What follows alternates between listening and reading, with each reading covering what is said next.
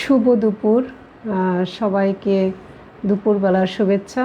আসি ছুটির দিনে, সবাই ছুটির দিনে যে যার মতো ছুটির দিনগুলো পালন করছে। তো অনেক দিন লাইভে আসি না, তো আজকে ভাবলাম ছুটির দিনে আমার দুপুরবেলার যে কাজগুলো আমি আপনাদের সাথে শেয়ার করতে করতে লাইভে থেকেই কাজগুলো করব।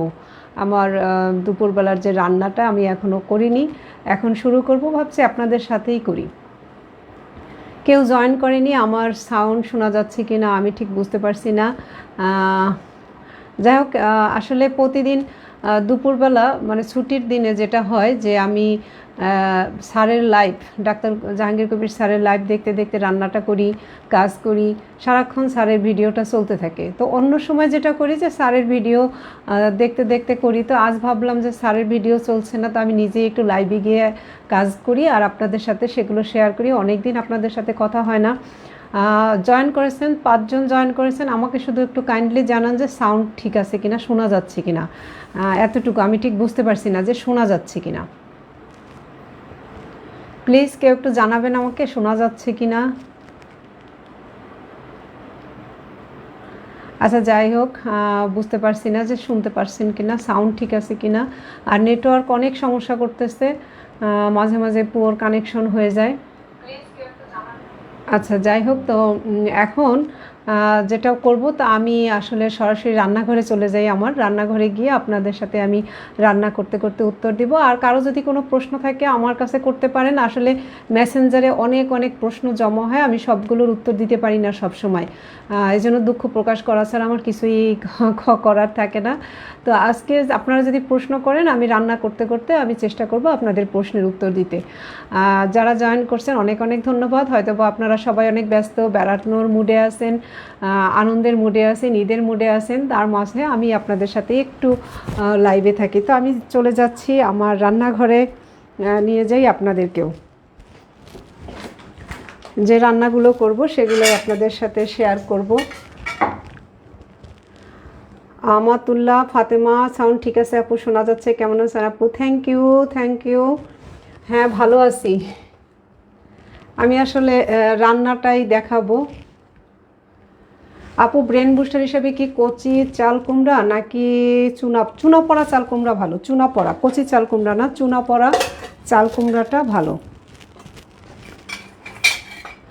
আসসালামু আলাইকুম, রংপুর থেকে দেখছি স্যার, থ্যাংক ইউ, অনেক অনেক ধন্যবাদ।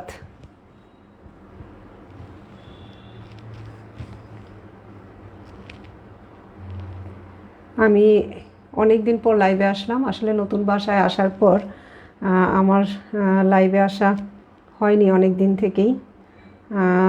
ব্যস্ততার কারণে বাসাটা গুছিয়ে এখন উঠতে পারিনি, অনেক ব্যস্ত। ঢাকা থেকে দেখছি, থ্যাংক ইউ।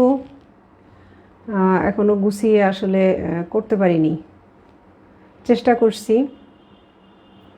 আসলে রান্নাটাই দেখাবো আমার আর একটা মোবাইল থেকে, রংপুর থেকে, থ্যাংক ইউ।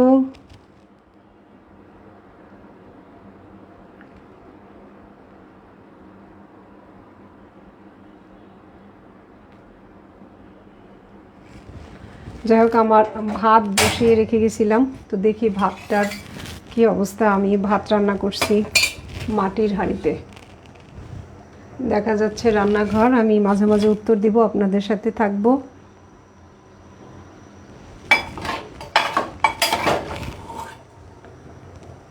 ভাতটা হয়ে গেছে। ভাতটা আমি মাটির হাঁড়িতেই ভাত রান্না করি। নওশিন ইসলাম, নওশিন ইসলাম দিয়ে শুকানোর জন্য কি করতে পারি? অনেক মোটা, আমি সকালে কি কি খাবো? শুকানোর জন্য কি করতে পারি?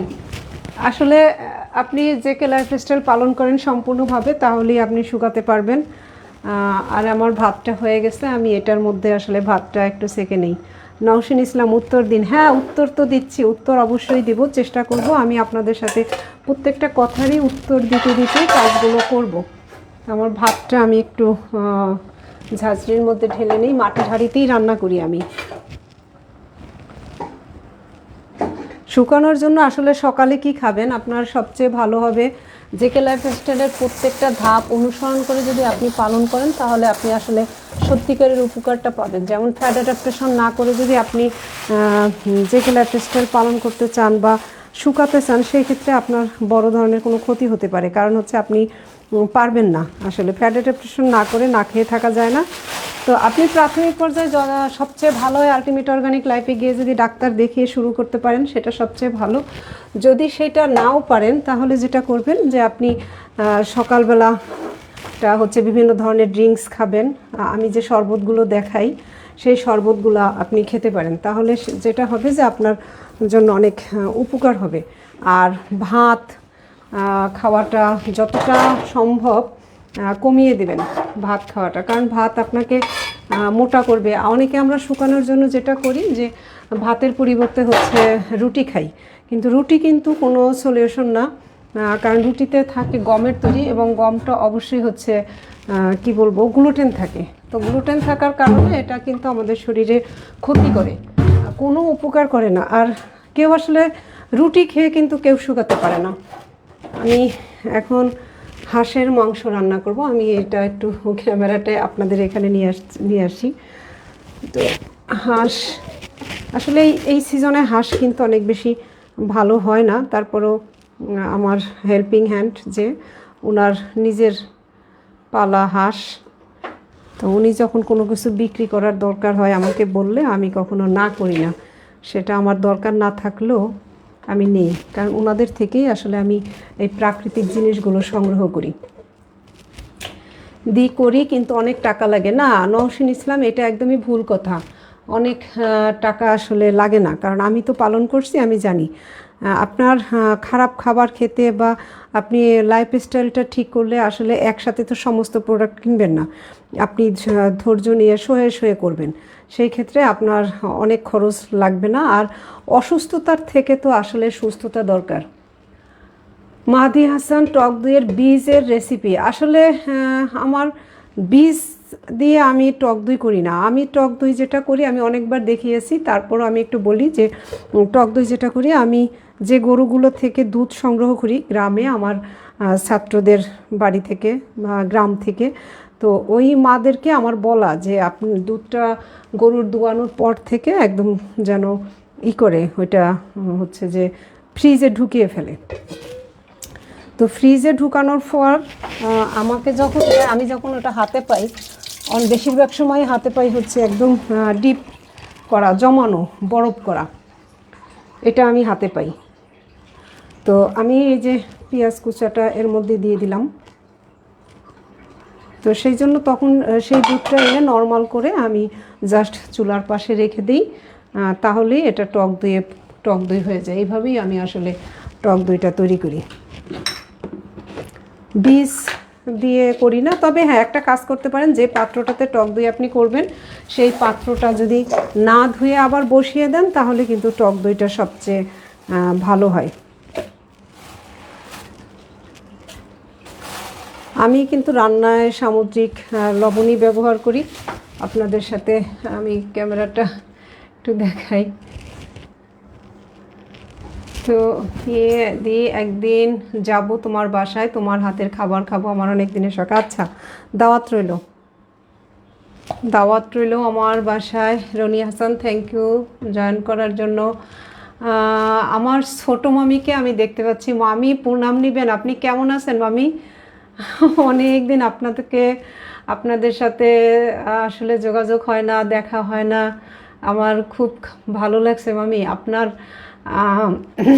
দেওয়া একটা বই, গিফট করা বই, আপনার হয়তো বা মনে নাই, আমার কাছে এখনও আছে মামি। আপনি রবীন্দ্রনাথের ছোট গল্পের রচনাবলী আমাকে গিফট করছিলেন আমার মেট্রিক পরীক্ষা দেওয়ার পর। সেই বইটা আমি সযত্নে রেখে দিয়েছি আপনার স্মৃতি হিসেবে। আর ছোট মামা ছিল আমার, কি বলবো, সমস্ত মামাদের মধ্যে সবচেয়ে প্রিয় একজন ব্যক্তি ছিলেন আমার ছোট মামা। আচ্ছা, রান্নাটা কি দেখা যাচ্ছে? হাঁস দিলাম আর আমি লবণ দিয়ে দিচ্ছি। আসলে মামিকে দেখে আমার একটু। জয় পাল, কেমন আছো? তোমার জিনিস তো ভালোই চলে, আমার খুব ভালো লাগে তুমি যখন পোস্ট দাও যে তোমার আজকে এটা ঢাকায় পাঠালে। আর জয় দেখো এই যে তোমাদের বাড়ি থেকে যে হাঁড়ি আনছি সেই হাঁড়িতেই কিন্তু আমি এখন রান্না করছি হাঁসের মাংস। আমি ভাতটা একটু তুলে নেই হাঁড়িতে, হাঁড়িটা সরিয়ে ফেলি। আপু একটা টক দই কতদিন ইউজ করা যায়? আচ্ছা, টক দই ইউজ করা যায় বলতে কি তৈরি হওয়ার পর না সাথে সাথে ওটা খেলে ওটার টেস্ট ভালো থাকে, কিন্তু পরে আর ওটা খেতে অত বেশি স্বাদ লাগে না। তাই আমি অল্প করেই বানাই, আমি আধা কেজি দুধ দিয়ে বানাই যাতে পরের দিন সবাই মিলে খেয়ে ফেলে আবার তৈরি করি। ফ্রিজে রেখে খাওয়া যায় কয়েকদিন, সেটার গুণগত মান বা স্বাদ দুইটাই নষ্ট হয়ে যায়, সেই জন্য আমি এটা করি না। আর আমি এখন অনেকেই বলেন সাদা ভাত, হ্যাঁ এটা সাদা ভাত বলতে কি আমাদের এখানকার লোকাল আমাদের নদীর চরে যে ধান হয় এই ধানটা চাষ করতে একদম যারা কৃষক বলতে এরা ব্যবসায়ী না, এরা হচ্ছে নিজেদের খাবারের জন্য চাল করে ধান করে নিজেরা খাবে, সেই জন্য সেইখানে ওদের থেকে আমাকে অল্প দেয়। আমার তো বেশি চালের দরকার হয়, ওদের থেকে 5 কেজি 10 কেজি এরকম আমি কিনে নিয়ে আসি। আচ্ছা, আমি আমার ভাতটা হয়ে গেছে, আমি এটা হাঁড়িটা এখন এখান থেকে সরিয়ে রাখি, তাহলে আমার জায়গাটা খালি হয়ে যাবে। আর আসলে আমি কিন্তু কাজ করতে করতেই আপনাদের সাথে লাইভে থাকবো, যদি কারো ভালো না লাগে ক্ষমা সুন্দর দৃষ্টিতে দেখবেন এবং বের হয়ে চলে যাবেন। আমি ইচ্ছা করেই যে আসলে লাইভে আসার আলাদা সময় হয় না, তাই আমি এরকম করে আসলাম। যে কোনো মাংস কি এভাবে রান্না করা যাবে? হ্যাঁ করা যাবে, অবশ্যই করা যাবে। ভাতটা আমি রেখে আসি।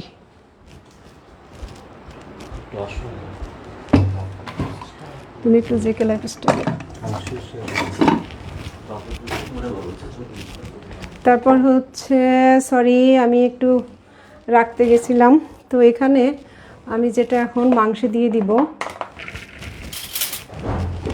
আমার আসলে আজকের লাইভটা একটু খাপছাড়া হবে, কারণ আমি অনেক কাজ সব গুছিয়ে নিয়ে শুরু করতে পারিনি।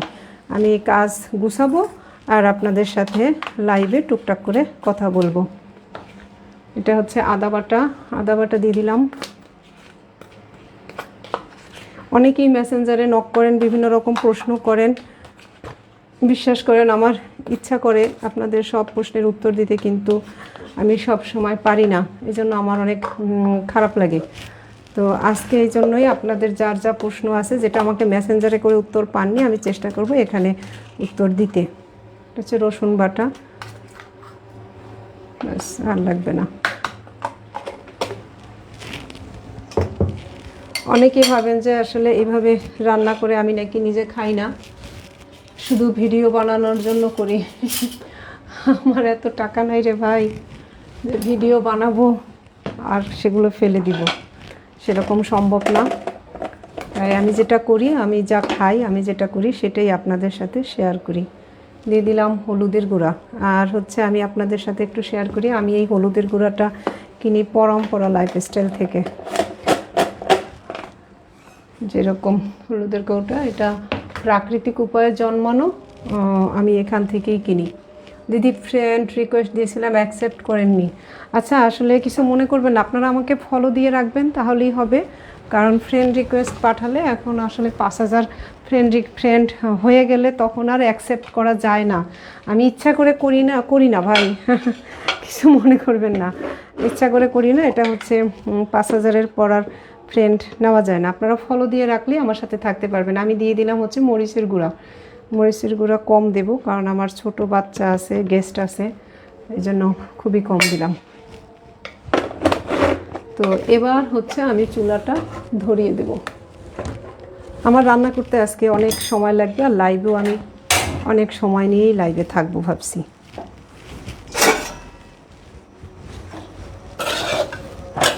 এটা নেড়ে দিই। আচ্ছা আমার তো ফ্রিজে টক দই রাখা আছে, আমি একটুখানি টক দই দিয়ে দিই। হাঁসের মাংস তো শক্ত, তাহলে এটা সফট হবে। আমি একটু নিয়ে আসি ফ্রিজ থেকে টক দই। আর টক দই রেসিপি তো আমি বলেই দিলাম কিভাবে করি, অনেকবার ভিডিও দেখিয়েছি। তারপরও যারা বুঝতে পারেন না তাদের জন্য আরও একবার বলবো কিছুক্ষণ পর। আমি এই যে দেখেন, দেখা যাচ্ছে কি আমার টক দইটা, এটা ফ্রিজে রেখে দিয়েছিলাম। ব্যাস, এটা টক দইটা থেকে আমার কিন্তু পানি বের হয় না, এখন পানি বের হয়েছে, কারণ হয়েছে এটা 2 দিন আগের। তো 2 দিন আগের টক দই যখন বানাই তখন এর টেস্টও যেমন নষ্ট হয়, এর থেকে পানিও বের হয়ে যায়। তাই আমি আপনাদেরকে বলবো, যারা ভালো মানের টক দই বা টক দই থেকে সেই যে কী বলবো প্রোবায়োটিক্স পেতে চান, তাহলে সেটা একদম ওরকম ফ্রিজে না রেখে সরাসরি খাবেন। আর এই যে টক দই দিয়ে রান্না করছি, এই রান্নাটা কিন্তু আসলে টক দইয়ের কোনো উপকারিতা পাওয়া যাবে না। কাজেই টক দই থেকে এটা জাস্ট আমার টেস্টের জন্যই, টক দইয়ের উপকারিতা এতে কিছুই হবে না, টেস্টের জন্য এটা করলাম। সরি, শব্দ হলো। আচ্ছা, এটা কি কালো ভুনা হবে? না ভাই, আমি কালো ভুনা একদমই পছন্দ করি না, আমি এটা ঝোল করব। জাহিদুল ইসলাম দিদি, আপনার হোয়াটসঅ্যাপ নাম্বার দেওয়া যাবে? জাহিদুল ইসলাম ভাই, কিছু মনে করবেন না, এইভাবে কি দেওয়া ঠিক হবে বলেন তো, আপনিই বলেন। দেওয়াটা মনে হয় ঠিক হবে না। আপনার কি দরকার আমাকে একটু বলেন, এখানে কমেন্ট করেন, আমি চেষ্টা করব উত্তর দেওয়ার। আর একটু হলুদ দিয়ে দিই, হলুদটা মনে হচ্ছে কম হয়েছে, তাই না? আর একটু হলুদ দিই।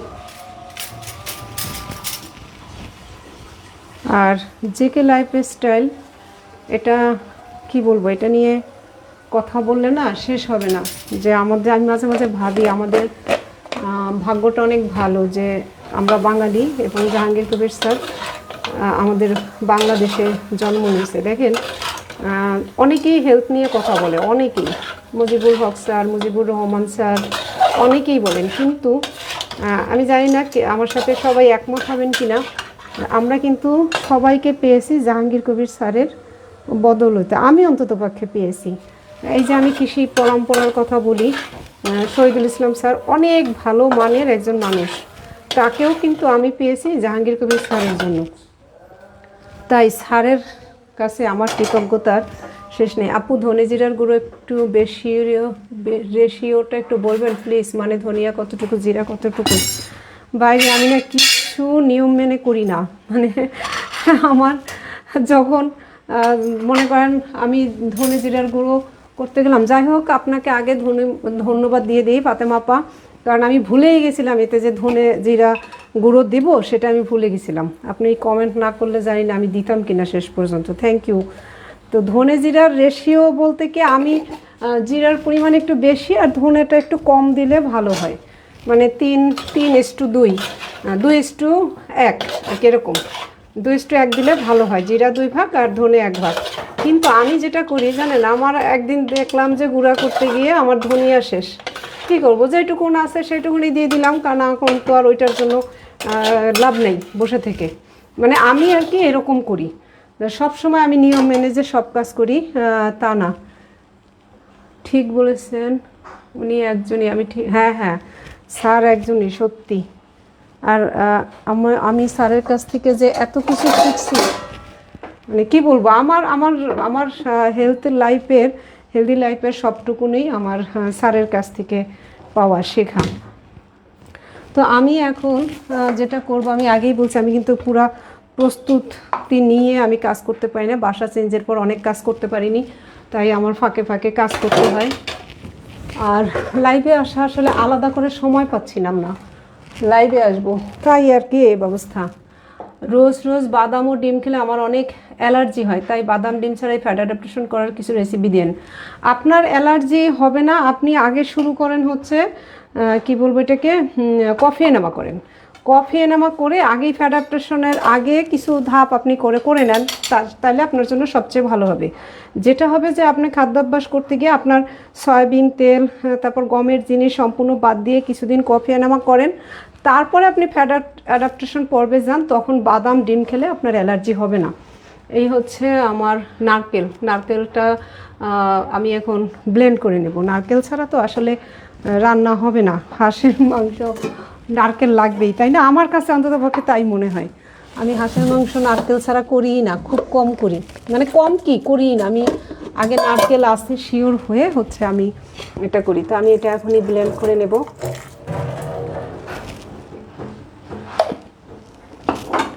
একটু শব্দ হবে।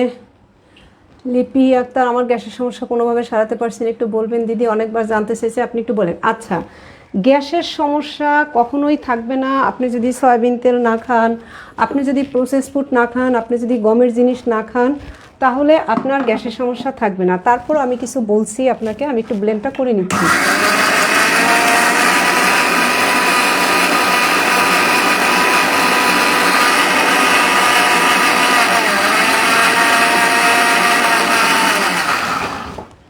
দুঃখিত, ক্ষমা করবেন।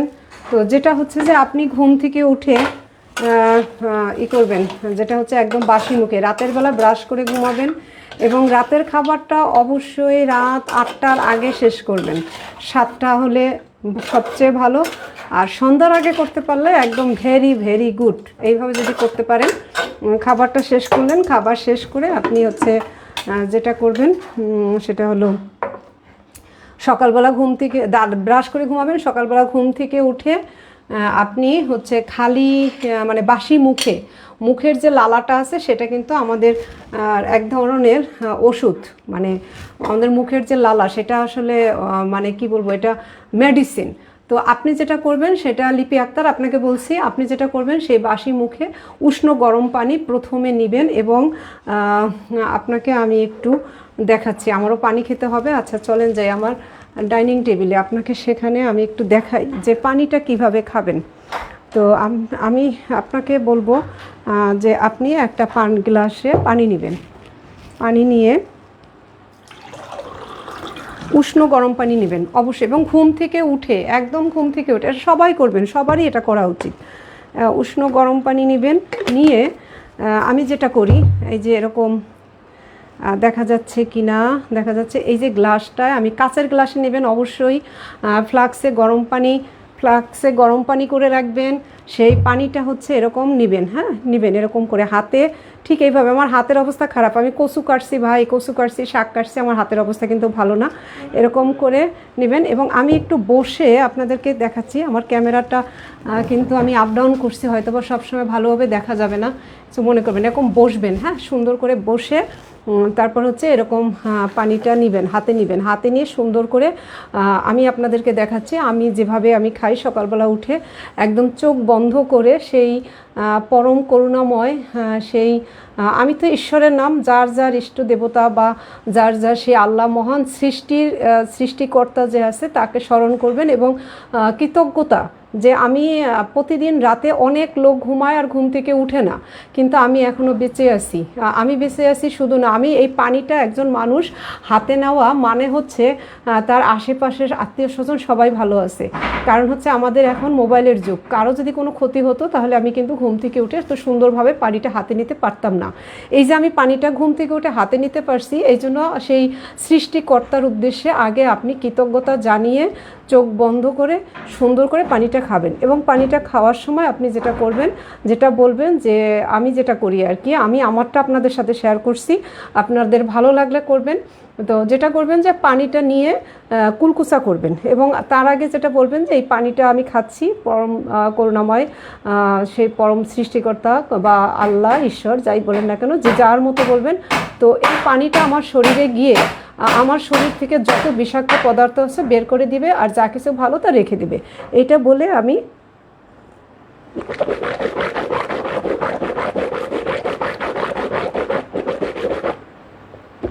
আস্তে আস্তে পানিটা খাবেন। এই যে কুলকুচা করলাম মানে কি, আমার মুখের মধ্যে অনেক কিন্তু ব্যাকটেরিয়া জন্মাবে, হ্যাঁ যে লালাটা, এটা দেখবেন একটা গন্ধ আসে, স্যালাইভার কিন্তু একটা গন্ধ আসে, স্যালাইভার গন্ধ আসা মানে কিন্তু এটা খারাপ না, এটা ভালো। মুফতি নেসার ভাই কেমন আছেন? অবশ্যই অবশ্যই নেসার ভাই ভালো। আমার ভিনেগার আপনি তৈরি করেন, তাদের মানুষদেরকে দেবেন, অনেক উপকার হবে মানুষদের। অবশ্যই। জারিন খন্দকার দিদি, কোল্ড প্রেস সরিষার তেল রান্নার জন্য ব্যবহার করা যাবে? হ্যাঁ, আমি সরিষার তেল দিয়েই রান্না করি, কোল্ড প্রেস সরিষার তেল দিয়েই করি। তো যেটা বলছিলাম, এইভাবে আপনারা আস্তে আস্তে পানিটা খেয়ে নেবেন, আমারও পানি খাওয়ার দরকার ছিল, খেয়ে নিলাম। এবার চলেন যাই আমার রান্নাঘরে। তো তো এইভাবে আমি গ্যাসের কথা একটা ধাপ বললাম, প্রথম ধাপটা বললাম, আমার সাথে থাকুন, আমি আস্তে আস্তে আমি সবগুলো ধাপ বলার চেষ্টা করছি। তো এইভাবে পানিটা খাওয়ার পর আপনারা যেটা করবেন, বাথরুম টাথরুম করে মানে এটা আমি কিন্তু বললাম যে ওয়াশরুমে যাওয়ার আগেই হচ্ছে এটা করবেন। দেখে নেই আমার মাংসটা। তারপর ওয়াশরুম থেকে আসার পর আপনি অবশ্যই কিছু এক্সারসাইজ করবেন। এক্সারসাইজ বলতে হচ্ছে যোগা করবেন, যার মধ্যে অবশ্যই কপালভাতি বা কিছু প্রাণায়াম আছে যেটা আপনার পেট থেকে বায়ুটাকে বের করে দেবে। আমি এবার যেটা করব, এই মাংসটাকে আমি এই চুলা ট্রান্সফার করে এখানে অন্য একটা কিছু বসিয়ে দেব। দেখা যাচ্ছে কিনা বলবেন, নাহলে ঠিক আমি বুঝতে পারবো না। পুনম আলিফ, আসসালামু আলাইকুম দিদি। ওয়ালাইকুম সালাম। আমি আপনার অ্যাপেল সিডার ভিনেগার দেখে বানানোর ভিডিও দেখে নিয়মেই বানাচ্ছি। ভিনেগার হবে অবশ্যই হবে না কেন? আমি তো সেই 2020 সাল থেকে এভাবে বানায় খাচ্ছি। রাসেল শিকদার, কেমন আছেন আপু? ভালো আছি, থ্যাংক ইউ। পিত্তথলি অপারেশন হয়েছে আমার 1 সপ্তাহ হলো, আমার খাদ্যাভ্যাস কেমন হবে দিদি? হ্যাঁ, পিত্তথলি ফেলে দিয়েছেন। খাদ্যাভ্যাস কেমন হবে? ডাক্তার তো কিছুটা বলছে, আমি তো ডাক্তার নই ভাই। আমি তারপরও চেষ্টা করবেন অল্প অল্প করে খেতে। যেমন আপনার তো পিত্তথলি যেহেতু ফেলে দিয়েছেন, শাকসবজি প্রথমেই হয়তো বা হজম হবে না, তো সেই ক্ষেত্রে আপনি চেষ্টা করবেন যে কাঁচা জিনিসগুলো একটু শরবত করে খেতে, পেটে শুয়ে খেতে, না হলে তো আপনার সমস্যা হয়ে যাবে। আবার আস্তে আস্তে ঠিক হয়ে যাবে। আপনি যদি জেকে লাইফস্টাইল পালন করেন তাহলে দেখবেন যে এক সময় আপনার এটা সব ঠিক হয়ে যাবে। আচ্ছা, এখানে আমি একটা শাক ভাজি করব। তো শাক ভাজি করার জন্য আমি একটু রসুনটা ভাজি করব। তো রসুন ভাজি করলে আমি যেটা করব, অল্প একটু আমি কোকোনাট সিডার ভিনেগার, সরি দুঃখিত, আমি খুব ভুলভাল কথা বলি। এটা হচ্ছে কোকোনাট কুকিং অয়েল, একদম সামান্য দিয়ে দিছি শুধুমাত্র আমার রসুন কুচিটা ভাজার জন্য। মানে হচ্ছে কি, আসলে কোকোনাট কুকিং অয়েলের তো অনেক দাম, তো যার কারণে আমি একটু হিসাব করেই আমার চলতে হয়। ভালো আশরাফ, কেমন আছেন দিদি? ভালো আছি, থ্যাংক ইউ। আমি এই যে রসুন কুচিটা এর মধ্যে দিয়ে দিলাম, জাস্ট রসুনটা ভাজার জন্য। আমার বাসায় অনেক কাজ হচ্ছে, মানে বাসা চেঞ্জ করার পর আসলে এরকম ছুটি পাইনি যে কাজগুলো করব। এই ছুটিতে অনেক কাজ করছি। রসুনটা একটু লাল করে ভেজে নিব। এত মন গড়া কেন আপনি? ম্যাডাম কেমন আছেন? ভাইয়া ভালো আছি। শুভ শিকদার, মীরা ব্লিস জালাপা, আমি ঠিক পড়তে পারতেছি না, এত ননগ্রা কি আসলে আমি না, আপনার কিছু মনে করবেন, আপনার নামটাও পড়তে পারছি না, আপনার কমেন্টটা পড়তে পারছি না, দুঃখিত।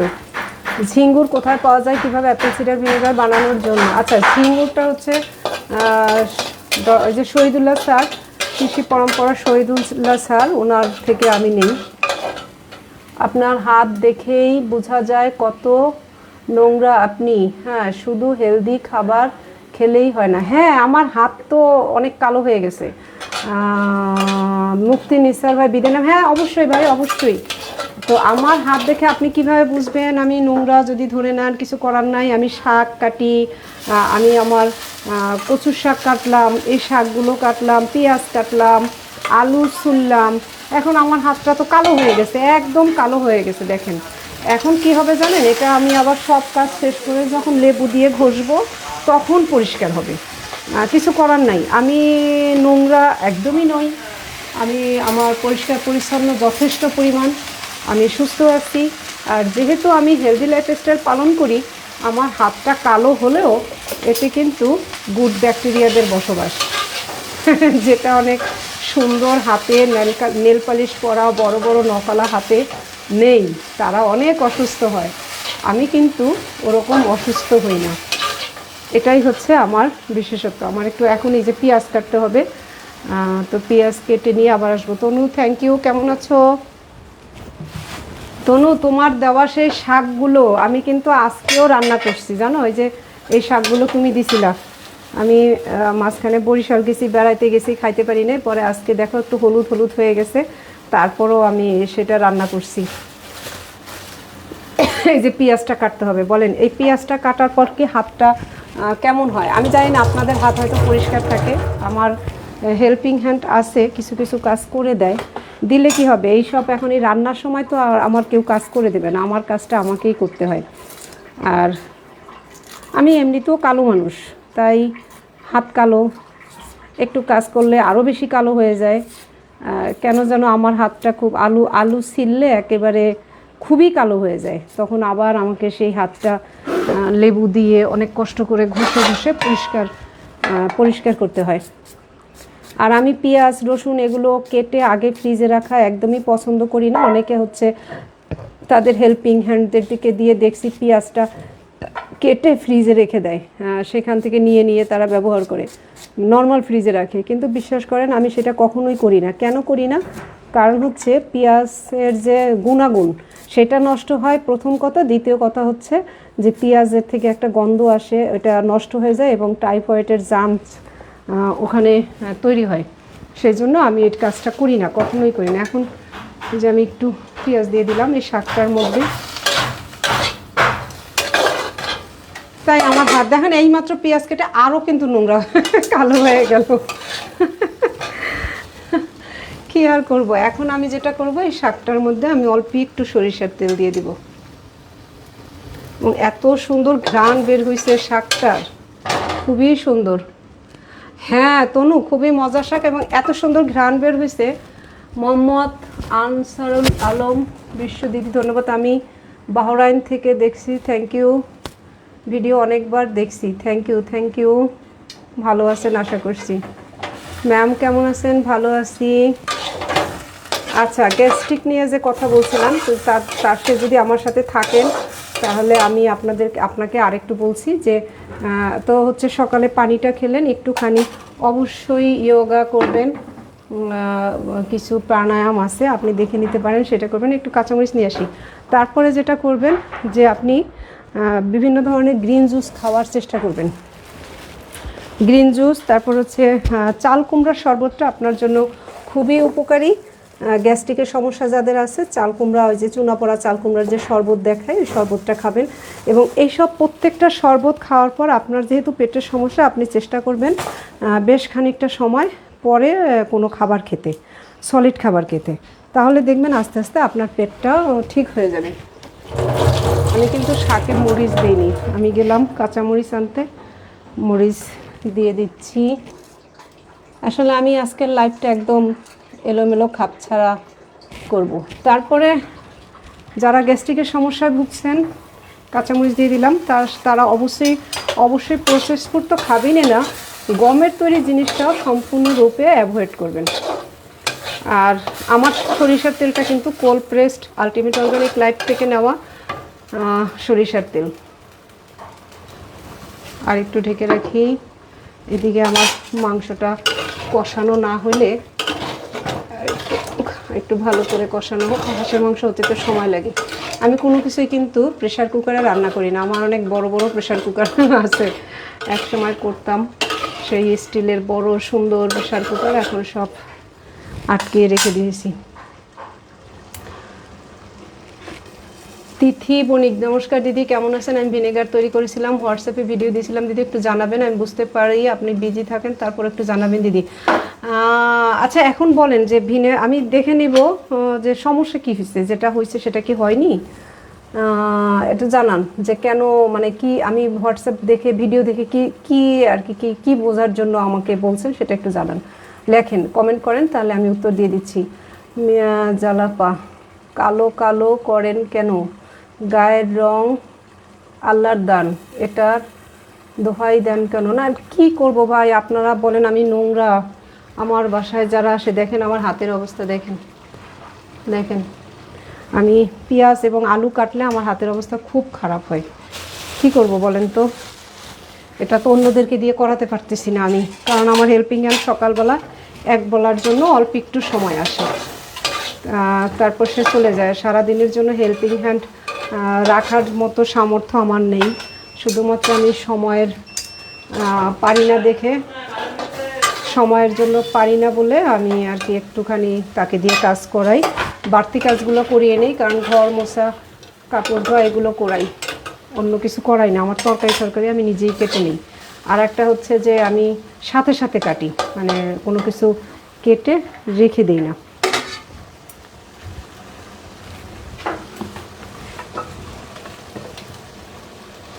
এই হচ্ছে। আর যেটা বলছিলাম যে গ্যাস্ট্রিকের সমস্যার কারণে যেটা করবেন তো হচ্ছে, যারা গ্যাস্ট্রিকের সমস্যা ভুগছেন তারা অবশ্যই গমের জিনিস খাবেন না, একদমই খাবেন না, কোনো প্রসেস ফুড খাবেন না, সয়াবিন তেল সম্পূর্ণরূপে বর্জন করবেন। যে একদিন কোথাও বেড়াতে গেছেন আর সাথে সাথে হচ্ছে আপনি কেউ একবেলা বললো আর খেয়ে ফেললেন, তাহলে কিন্তু আপনি গ্যাস্ট্রিকের সমস্যা থেকে বের হতে পারবেন না। তারপর হচ্ছে মিষ্টি জাতীয় জিনিস একদম সম্পূর্ণ অ্যাভয়েড করবেন। আর ভাত খাওয়ার বা মেইন খাবার আরও কিছু আছে, যেটা হচ্ছে যে ফল সবসময় সকালে খাবেন। খাওয়ার পরে যদি আপনারা ফল খান তাহলে গ্যাস্ট্রিকের সমস্যা থেকে আপনারা কোনো দিনই রক্ষা পাবেন না, কোনো দিন না। মানে আপনি যত যাই করেন না কেন, ভাত খাবার পর ফল খেলে আপনারা সমস্যা হবেই হবে। তারপর হচ্ছে যে ফল খাওয়ার নিয়ম হচ্ছে, সবচেয়ে ভালো সময় হচ্ছে খুব ভোরবেলা ব্রেকফাস্ট, মানে যখনই আপনি ব্রেকফাস্ট করেন তখন ফল খাবেন। যেমন আমি সকাল থেকে আজকে কিন্তু অন্য কোনো কিছু খাবার খাইনি, শুধু ড্রিঙ্কস খেয়েছি। ড্রিঙ্কস বলতে আমি একটা শরবত শেয়ার করছি, আপনারা দেখছেন কিনা জানি না, যে লেবু দিয়ে করছি, লেবুর শরবত, কোকোনাট সিডার ভিনেগার, মধু, স্পিরিলুনা, এটা দিয়ে শরবত খেয়েছি। তারপর চাল কুমড়া শরবত খেয়েছি। তারপর শেষে হচ্ছে আমি শুধু ফল খেয়েছি। ফলের মধ্যে আমাদের দেশি গাব, পেয়ারা আর আম। আমাতুল্লাহ ফাতেমা, ঢাকা শহরে প্রাকৃতিক শাক পাওয়া যায় না, বাজার থেকে শাক আনলে ঝিঙ্গুর দিয়ে কতক্ষণ। আপনি শাক অনুযায়ী কোনোটা, মানে আপনি যদি বুঝে নেবেন যে কতটা বিষাক্ত থাকতে পারে, সেই অনুযায়ী কোনোটা হয়তো 15 মিনিট 20 মিনিট এরকম ভিজিয়ে রাখলেন। আর ভিজানোর পর যে শাকটা ভিজাবেন সেটা কিন্তু ওই দিনই রান্না করে ফেলবেন, না হলে কিন্তু শাকটা নষ্ট হয়ে যাবে। লিপি আক্তার, টক দই বানানো। দিদি আচ্ছা আপু, আমি অনেকবার বলছি টক দই বানানোর কথা, এই ভিডিওর শুরুতেও বলছি টক দই কীভাবে বানাবেন, তারপরও আমি আরেকবার আপনার জন্য বলছি। যদি আমি ইতালি থেকে, এখানে ভেজাল ছাড়া সব পাওয়া যায়, আমি সয়াবিন তেল দিয়ে রান্না করি না। থ্যাংক ইউ, এটাই তো ভালো, তাহলে আপনি সুস্থও থাকবেন। টক দইয়ের নিয়ম হচ্ছে গরু থেকে প্রাকৃতিক ঘাস খাওয়া গরুর দুধ নেবেন এবং দুধটা দোয়ানোর পর যত তাড়াতাড়ি সম্ভব সেটা হচ্ছে ফ্রিজিং করবেন। যদি আপনার কাছে থাকে যে 24 ঘন্টা হচ্ছে দুধটা নর্মাল ফ্রিজে রেখে 24 ঘন্টা বাইর করে রাখলেই ওইটা দইয়ে পরিণত হবে। তবে খেয়াল রাখতে হবে যে আবহাওয়াটা কেমন। যদি আবহাওয়া খারাপ থাকে সেক্ষেত্রে তো দইটা হতে একটু সময় নেবে, আর যদি গরম আবহাওয়া থাকে তাহলে দইটা তাড়াতাড়ি হয়ে যাবে। সেটা হচ্ছে টেম্পারেচারের উপরে নির্ভর করবে আপনার দই হওয়ার টাইমটা, আর কিছু না। আর যদি ডিপ ফ্রিজের থাকে দুধটা, তাহলে যেটা করবেন যে বের করে নর্মাল করে আপনি বসিয়ে দিতে পারেন। আমি এভাবেই করি দই। তো আমার শাক ভাজি কিন্তু হয়ে গেছে, আমি আর ভাজি করব না, আমার শাক ভাজি শেষ, নামিয়ে ফেলি। তো এখানে অনেকে প্রশ্ন করেন যে হচ্ছে শাক তেলটা কেন পরে দিলাম, সরিষার তেলটা শাকের উপরে দিলাম, কারণ হচ্ছে সরিষার তেল হিটে নষ্ট হয়। তো হিটে যেহেতু তেলটা নষ্ট হয়, আর এটা কাঁচের ঘানিতে ভাঙানো সেই একদম কোল্ড প্রেস সরিষার তেল, আলটিমেট অর্গানিক লাইফ থেকেই নেওয়া আমার, তো সেই তেলটাকে আমার আর নষ্ট করতে ইচ্ছা করলো না। এই জন্য আমি যখনই কোনো কিছু ফোড়ন দিই, বা যে রসুনটা ভাজলাম কোকোনাট কুকিং অয়েল দিয়ে, তারপর সরিষার তেল দিয়ে রান্না করলাম, হয়ে গেল আমার শাক ভাজি।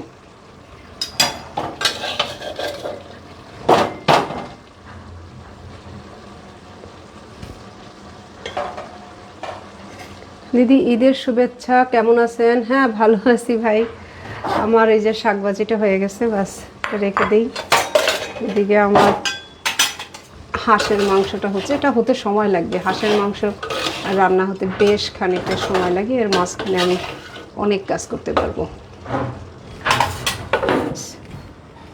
তো আমার আর একটু রসুন লাগবে, তা আমি কচুর শাক রান্না করব। কচুর শাক নর্মালি আমি পেঁয়াজ রসুন ছাড়া করি, কিন্তু আজকে আমি একটু রসুন দিয়েই করব। সেটা আমি রসুনটা একটু কেটে নিই।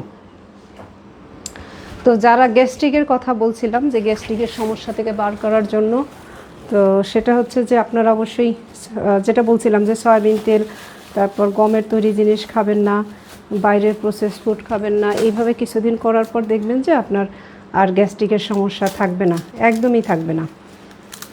আর ফল খাওয়ার সময় বললাম সকালবেলা, মানে আমরা আসলে সবাই অনেক নিয়মকানুন পালন করি বা সুস্থ খাবার খাই, ভালো খাবার খাওয়ার চেষ্টা করি, কিন্তু কোন সময়ে কোনটা খেতে হবে সেইটা বুঝি না, যার কারণে আমরা কিন্তু অনেক সময় অসুস্থ হই।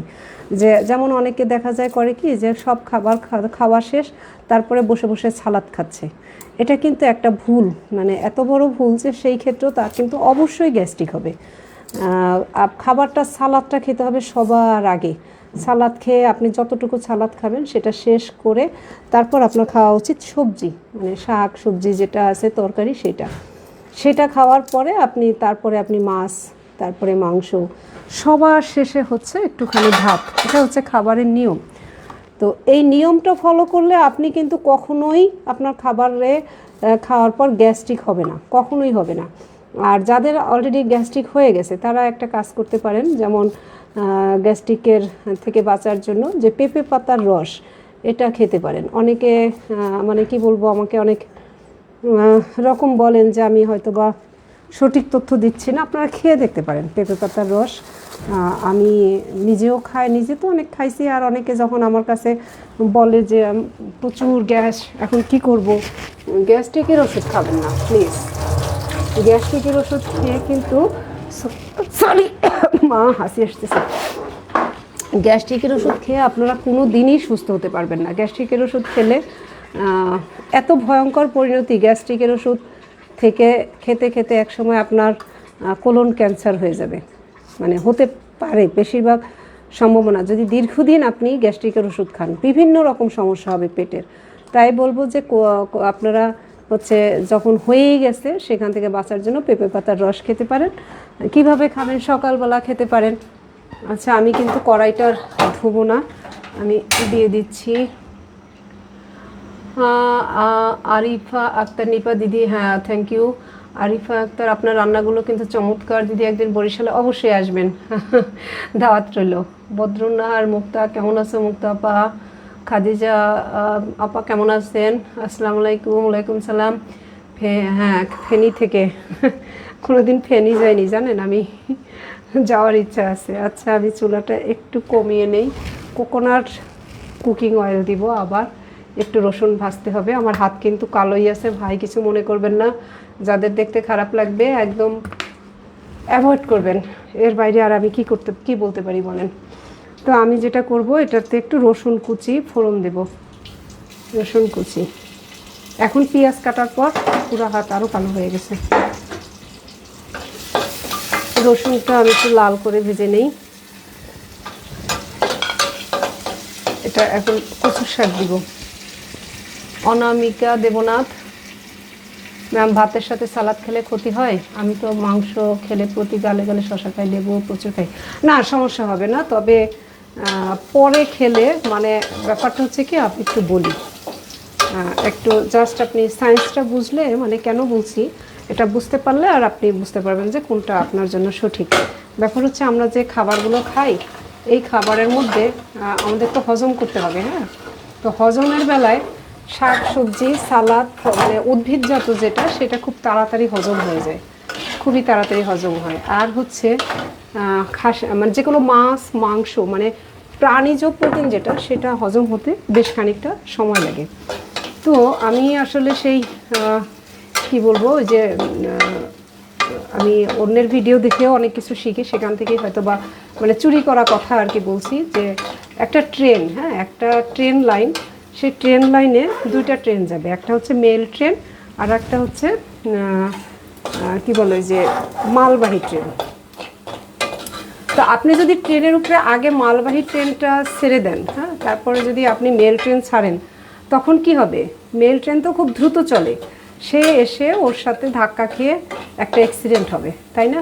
আর যদি আপনি মালবাহী ট্রেনটা পরে ছাড়েন, মানে মেল ট্রেনটা আগে ছেড়ে দেন, মেল ট্রেনটা চলে যাবে। তো আমি আর একটু পেঁয়াজও দিব, ভুলে গেছি। মেল ট্রেনটা যদি আগে ছেড়ে দেন সে চলে যাবে, চলে যাওয়ার পর আপনি মালবাহী যে ট্রেনটা ছাড়লেন সেটা আস্তে আস্তে হেলে দিলে সে তার মতো চললো, তাই না? তাহলে সেই ক্ষেত্রে কী হবে, আর সমস্যা হবে না। তো মাংসটাকে মনে করেন যে সেই মালবাহী ট্রেন, অনেক দেরিতে যে সে যাবে, হেলে দুলে আস্তে আস্তে যাবে। লবণ দিয়ে দিই। আচ্ছা, আমি কিন্তু অবশ্যই রান্নায় সামুদ্রিক লবণ ব্যবহার করি। যদি কেউ পিঙ্ক সল্ট ব্যবহার করতে পারেন সবচেয়ে ভালো, কিন্তু আমি আসলে পারি না, আমি এতটা অ্যাফোর্ড করতে পারি না। আমি তাই সামুদ্রিক লবণটাই রান্নার কাজে ব্যবহার করি। শারমিন আক্তার আপু, আমার গ্যাসের প্রবলেম হয়েছে, কি করব বলুন একটু। এই তো গ্যাসের কথাই তো বলছি। আমি কোনোদিন বরিশাল যাই নাই, আসেন, চলে আসেন বেড়াতে। মরিয়ম, জেকে লাইফস্টাইল ফলো করি, থ্যাংক ইউ। তো হচ্ছে আমি তো সেই গ্যাসের কথাই বলছি, গ্যাস নিয়েই আসি এখন পর্যন্ত, অন্য কিছুতে যেতে পারি নাই। তো হচ্ছে যেটা বললাম যে তখন আর শশা, সালাদ এগুলো মনে করেন সেই মেল ট্রেন। তো আপনি যদি শশাগুলো আগে খেয়ে নেন তারপরে মাংসটা খান, তাহলে কিন্তু আপনার পেটে কোনো সমস্যা হবে না।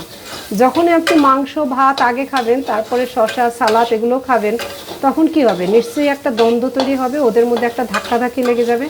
কারণ মাংস হজম হতে দেরি হবে।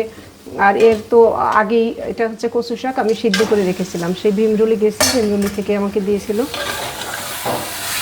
তো যার কারণে একটা সমস্যা তো হতেই পারে, তাই না? তাই আমি বলবো যে যে আগে শাকসবজি বা সালাদ এগুলো খেয়ে তারপরে হচ্ছে আপনারা মাংসটা খাবেন। অল্প একটু হলুদ দিয়ে দিই। সামুদ্রিক লবণ কোনটা? আমি আসলে আমাদের কক্সবাজার থেকে আমি নিয়ে আসি, আমি একটু সরিষার তেল দিয়ে দিচ্ছি কচুর শাকে।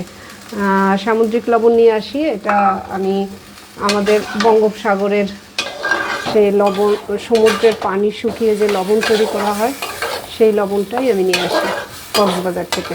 সেটা আনতে পারেন, অথবা বাজারের মোটা লবণটা কিনে খেতে পারেন। আপু, আমার মেয়ের জ্বর, মাথা ব্যথা, 4 দিন ধরে অনেক সর্দি, তুলসীর রস আদা দিছি, সাথে প্যারাসিটামল, ঠান্ডার জন্য ফেকজো দিছি, কিছু কমে বাড়ে, প্রাকৃতিক উপায় আছে জ্বর সর্দি কমানোর জন্য? প্লিজ জানাবেন। হ্যাঁ, অবশ্যই আছে, প্রাকৃতিক উপায় থাকবে না কেন? আমাদের জ্বর হলে আগে করা উচিত তার সলিড খাবারটা সম্পূর্ণ বন্ধ করা উচিত। জানি না আপনি পারবেন কি না, সম্পূর্ণরূপে তার সলিড খাবার সম্পূর্ণ বর্জন করতে হবে। আমি শাকটা একটু রেখে আসি। সলিড খাবারটা বন্ধ করে তারপর হচ্ছে আপনাকে লিকুইড খাবারের মধ্যে কি দিবেন, তাকে দিতে পারেন হচ্ছে লেবুর রস, মধু দিয়ে, পিঙ্ক সল্ট দিয়ে শরবত বানিয়ে দিবেন, ডাবের পানি দিতে পারেন। তারপর দুপুরে কি খাবে, তাই না, একটা প্রশ্ন আসে, তার তো এটাতে হবে না, না হলে তাকে স্যুপ বানিয়ে দিতে পারেন।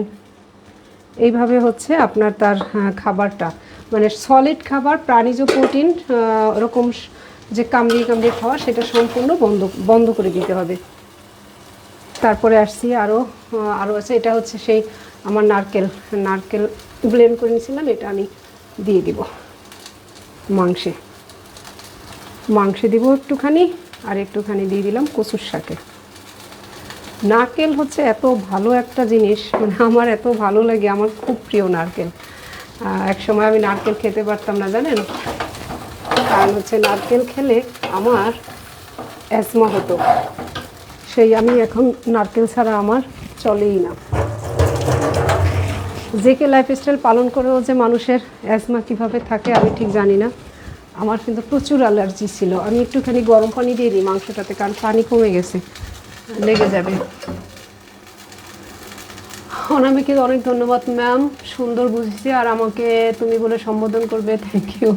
আমি একজন বিবিএর স্টুডেন্ট। আচ্ছা দিদি, জাহাঙ্গীর কবির স্যারের প্রতিষ্ঠানে 18 তারিখ, আচ্ছা, লাইভে আমি আর আমার স্বামী কথা বলছিলাম, দেখেছেন? হ্যাঁ দেখছি, আমি স্যারের সব ভিডিওই দেখি, তবে 2-1টা মাঝে মিস হয়ে যায়, আবার পরে কি করি, যখন সময় পাই তখন টেনে নিয়ে তারপর দেখি।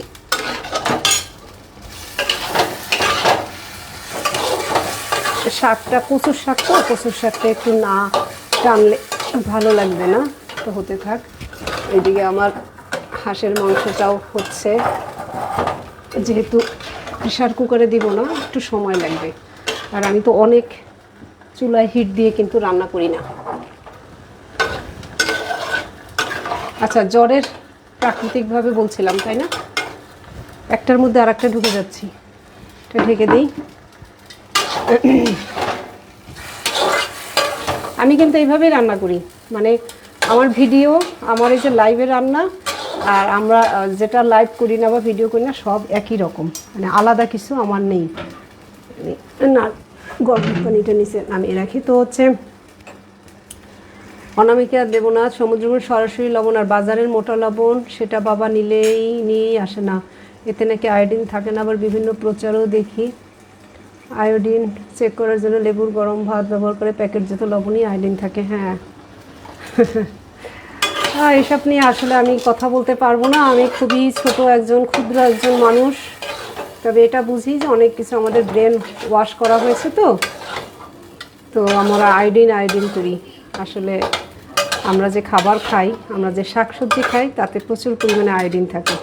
লবণ থেকে আমাদের আয়োডিন নেওয়ার কোনো দরকার নেই, মানে একদম। যাই হোক, আমি এটা থেকে নিয়ে কথা বলা আসলে আমার কি বলবো, একদম উচিতই হবে না। আপনারা যারা একটু নিজেদেরকে একটু চিন্তা করবেন, চিন্তা করে দেখবেন যে কোনটা খাওয়া উচিত, কারণ যেটা সাদা লবণ বাজারের ওটা একদম কেমিক্যালস খেয়ে আয়োডিন বাড়িয়ে আর লাভ কী। আচ্ছা, আমি কিন্তু কচুর শাকে এবার দিয়ে দেবো সরিষা। এই সরিষার গুঁড়োটা আমি নিজেই সরিষা ব্লেন্ডারে দিয়ে আমি গুঁড়ো করে নিই। এই তিতির, স্নান করতে যাও, গুঁড়া করে দিয়ে দিই। কচুর শাকে আসলে একটু সরিষা না হলে না হয় না। আর একটা জিনিস দেবো আমি এটাতে, বোম্বাই মরিচ। কোথায় যেন রাখলাম বোম্বাই মরিচটা, এখন খুঁজে পাচ্ছি না। পেয়েছি, এই বোম্বাই মরিচ দিয়ে দিলে একটা সুন্দর ফ্লেভার হবে। আস্তে দিয়ে দিলাম এই জন্য, ভেঙে দিলে আবার কার প্লেটে পড়বে। ব্যাস, এটা হতে থাক। ঝিঙ্গুর কি কাজে ব্যবহার করেন? ঝিঙ্গুরের ব্যবহার ভাইরে ভাই, এটা আর আমি বলে বোঝাতে পারবো না। ঝিঙ্গুর ছাড়া আমার একদিনে চলে না। ঝিঙ্গুর, আমার কোথাও হাত কেটে গেল ঝিঙ্গুর, আমার শরীরে একটু খারাপ লাগছে ঝিঙ্গুর মিশিয়ে পানি খেয়ে নেই, কোথাও কেটে গেছে ঝিঙ্গুর, মানে কি বলবো, সব কিছুতে কোনো কিছু বিশুদ্ধ করতে হবে ঝিঙ্গুর, সব কিছুতেই আমার ঝিঙ্গুর ছাড়া আসলে আমার একদমই চলে না। আমি একটু কাজ করতে করতে একটু টক দইও খেয়ে নেই, কি বলেন? আমার টক দইটা তো সুন্দর হয়েছে, আমার একটু খেতে ইচ্ছা করছে টক দই। সকাল থেকে কিন্তু আমি শুধু শরবত আর ফল খেয়েছি, এখন খাবো টক দই, তারপর দুপুরে পেট ভর্তি করে ভাত খাবো। অ্যালার্জি থেকে মুক্ত হতে আরও ডিটেলস বলেন দিদি প্লিজ। অ্যালার্জি থেকে মুক্ত হতে জেকে লাইফস্টাইল কোনোভাবেই গমের তৈরি কিছু খাওয়া যাবে না। কারেন্ট নাই। আচ্ছা, কোনোভাবেই হচ্ছে আপু জ্বরের জন্য, হ্যাঁ বলছি আসলে একটার মধ্যে আরেকটা ঢুকে যাচ্ছি, সরি। অনামিকা দেবনাথ ধন্যবাদ।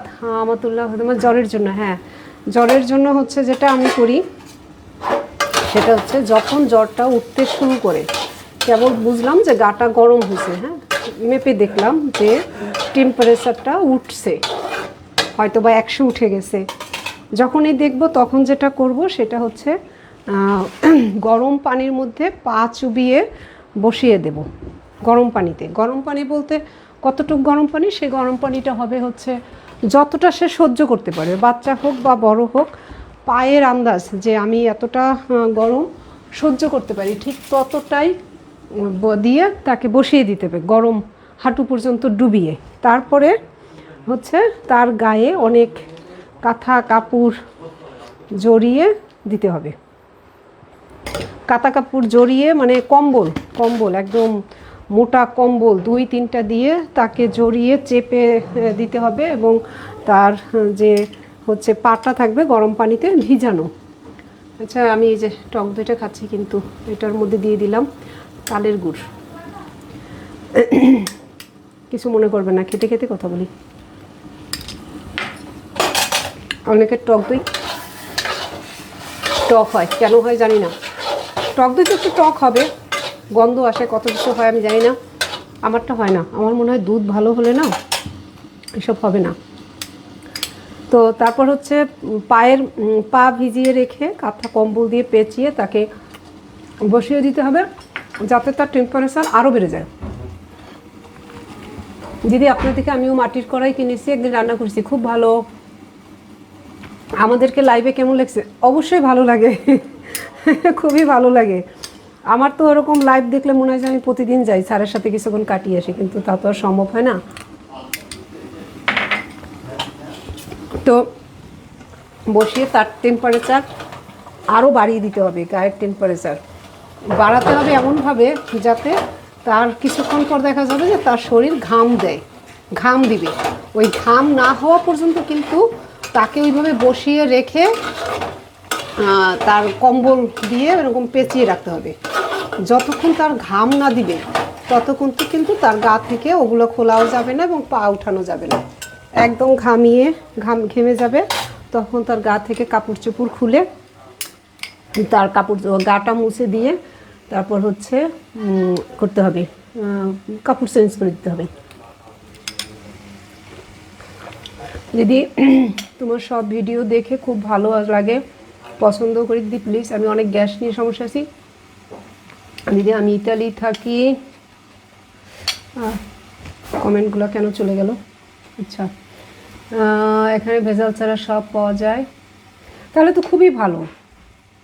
যেহেতু ভেজাল ছাড়া পাওয়া যায় সেগুলো নিশ্চিন্ত মনে খেতে হবে। তাও গ্যাস ছাড়া না, গ্যাসের জন্য খুব সমস্যায় আছি। আমার মনে হয় যে গুড ব্যাকটেরিয়ার খুব অভাব, কফি এনামা খুব জরুরি আপনার জন্য। লিপি আক্তার, যা যা বললাম এগুলো করেন আর কফি এনামা করেন, ঠিক হয়ে যাবে। গরম পানিতে মিশিয়ে নিতে হবে, মিশাতে পারেন, না মিশালেও হয়।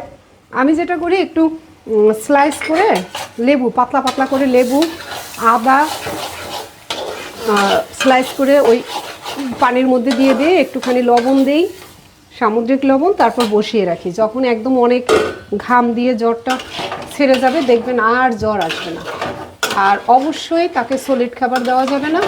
আর ওষুধ হিসাবে সে খাবে হচ্ছে শেফালি ফুলের পাতার রস। যেভাবে আপনারা নাপা খাওয়ান, নাপার পরিবর্তে শেফালি ফুলের পাতার রস খাওয়াবেন, তাহলে দেখবেন যে আর জ্বর আসবে না।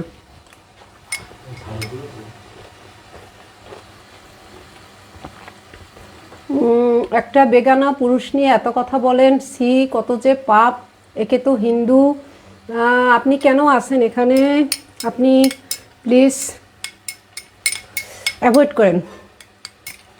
করেন, চলে যান। হিন্দু মুসলিম রক্ত কিন্তু লাল, আপনাকেও যে বানিয়েছে আমাকেও সে বানিয়েছে। ধর্মটা নিয়ে, সত্যিকারের ধর্ম নিয়ে চর্চা করলে আপনি এটা বলতে পারতেন না।